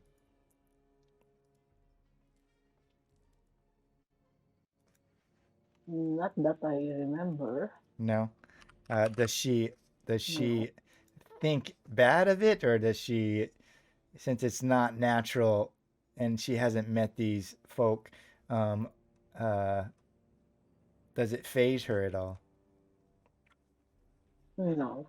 No. Okay. Bo kind of shakes himself awake. Jor-El. Lyra May eventually gets up and, picks up his sword and looks at you and says, "Where's the priest?" Down the hall. Down the hall. A point. You're gonna have Lyra May go run after him. Yep. Take him down. He can't get away again. Yeah, Lyra May runs out, dragging himself through the pool. Bo's trying to get up, but he still doesn't have the strength. Lyra May runs out. He's gone maybe a couple minutes, and he comes back. He's kind of dragging his sword back to you, and he looks at you, Jor-El, and he just has this hateful, terrible, dark look, and he just shakes his head. He's I not can't there. believe it. He's not there, Jor-El. He got away again, like 3 times. You got to give this guy a name. What's his name? We don't even know his name. This guy's like the bane of my existence, of all of our existence. Lyra May looks at you, Jor-El. And, how did we let this happen? We lost Katarina and Rigmare, and the bastard got away. He's got away the number of times he's killed our friends. 3 times. But hey, Gene, didn't we've all seen Lyra May's regeneration before, haven't we? I don't know how much you've seen it. This time it's obvious. Everyone there is obvious because he got taken down. The last time he got taken down, he also wasn't here. So I think you guys would know. Like, he stands back up. But the battle last time was so difficult. Jor-El was wrapped up and entangled. It was with the priest again. Lyra May went down in the front with Clay, and you probably didn't witness it at such close proximity. Okay. The battlefield was much bigger. Bo was far away. Jor-El was kind of entrapped, but I don't think you would have seen it as you've seen it this time. This time was obvious. Like, Lyra May has some sort of powers that transcend the natural as far as healing. Okay. Interesting. We lost one friend to corruption already. Bo is kind of sitting up there. He eventually scrabbles to find his fencing sword and sheaths it. And he looks at Jor-El and Lena, and he says, "What do we do now?" I do a witch sight on Lyra May. actually on the space, but Lero may within it as well. Sure, you can do that. You cast Witch Sight, and Lirame doesn't look tainted. In fact, he looks purer than you do at the moment. You look at yourself, Jorel. You realize and know how much corruption you're carrying, and Lirame body has less corruption in it than you do. You look around. Okay. You look around. Yeah. What about this pool? And Bo has quite a bit of corruption, but nothing, out of the ordinary. Lena herself has about as much corruption in her shadow as you do, but all in all, they don't look dark. You look around the cavern, and all you see really is the priest's footsteps leading out that are just black on the ground. And you just watch them kind of fade. The witch sight just kind of fades, and the footsteps of the priest fade as your witch sight is there. And after a while, even though you still have witch sight, the priest's footsteps are no longer visible, and then your witch sight eventually fades, but you don't see anything otherwise. Okay. And what we'll do is stop there for today. That seems like a good spot. Hopefully you had fun. RPG, you still there? Yeah. Safe spot. RPG's not around. Yeah. I didn't know. I heard him earlier. I had fun. It was a tight thing. Hopefully you had fun, even though we were missing some characters. Bo and Lirame, who were both supposed to be here, but they weren't. I don't know if it would have really made much difference. I might have missed certain things with Lirame's Witch Hammer, but we still kind of played it pretty straight. Hopefully you liked the beginning part, which was not necessarily combat, was more of a trap puzzle at the beginning that turned deadly. But I had a lot of fun. I like the RP. Yeah. I like Lena deciding to attack the spider, which brings in a backstory. Like there has to be something there for her to just outright attack the spider, which is good.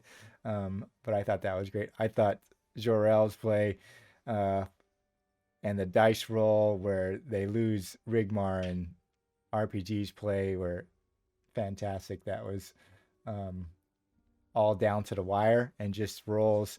RPG wouldn't have Rigmar wouldn't have become an abomination without rolling a 4 on a 1d4, and it's 25% chance.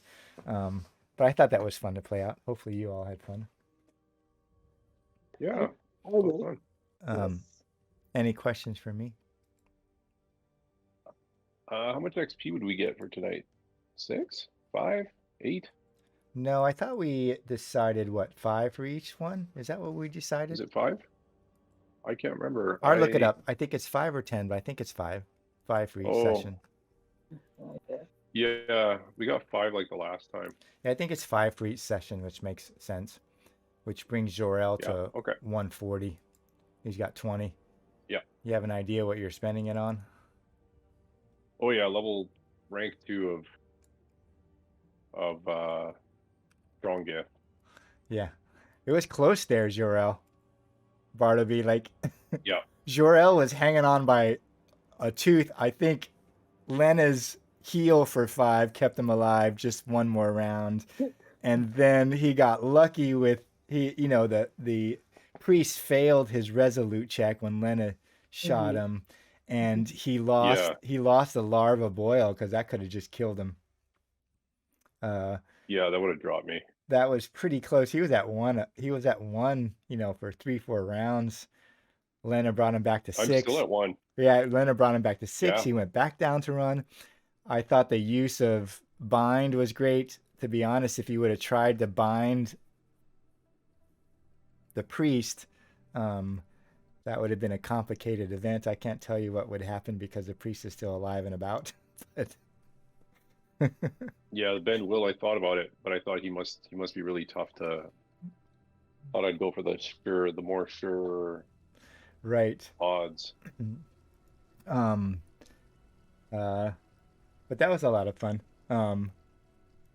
You're on the thin and narrow there for a little bit. And retconning your healing before we started, I forgot to ask what you do in preparation. I should have done that. I forgot to until we got into combat. So thank you for that. Yeah, because you guys would have been dead. Really dead. Right. Yeah. This is like top enemies. Say it again. I missed it. It seems like in this area, the one where we are, there's a lot of enemies that it's naturally that it's hard to kill. Yeah, the beginning part, you were just taking corruption damage. You weren't necessarily taking damage. And trying to learn how to get out of the room in time, not to take too much corruption to become an abomination. And then the guards and the priests were supposed to be hard. And even with Bo and Lirame, it's touch and go there for quite some time. It does make it a little bit harder when they're not here, though. When both of them were supposed to be here but didn't show, because even though I randomized who I cast Larva Boil on it, and I think it was really fun that Jor-El got picked for Larva Boil, to make it kind of tense. It's sometimes harder to run it when the two martial characters, and then all of a sudden Rigmir dies, becomes Abomination, which I thought was great fun. But he's out for that, and I'm thinking to myself, oh my goodness, it's Jor-El and Lena going in against the priest and his two henchmen. This could be bad. I could end up killing both of them, and the only ones who are going to be alive are Lirame and Bo because they're not present. And to be honest, if that happens, like if Jor-El and Lena would have died, if Jor-El went down and then didn't revive or failed his death save, Lena runs or Lena doesn't survive, Lirame and Bo have to die. Everyone gets to make. That's what would have happened. That's what I would have done. Yay! If Jor-El and Lena died, because if Jor-El goes down and the priest targets Lena and both of you die, then Bo and Lirame are lost. Like they don't get to survive just because they're not here. Everyone gets to die. Everyone would die. Well, hopefully have a great weekend, and hopefully I'll see you next week. It was a lot of fun. Yeah, it was a lot of fun. Yeah. Thanks, everybody. I'll have it in my calendar. I plan on making it. I'll keep you posted, Gene. All right. We'll see what RPG rolls up, but have a great week. It was nice to see you. Yep. See you guys later. Bye. See you. Bye.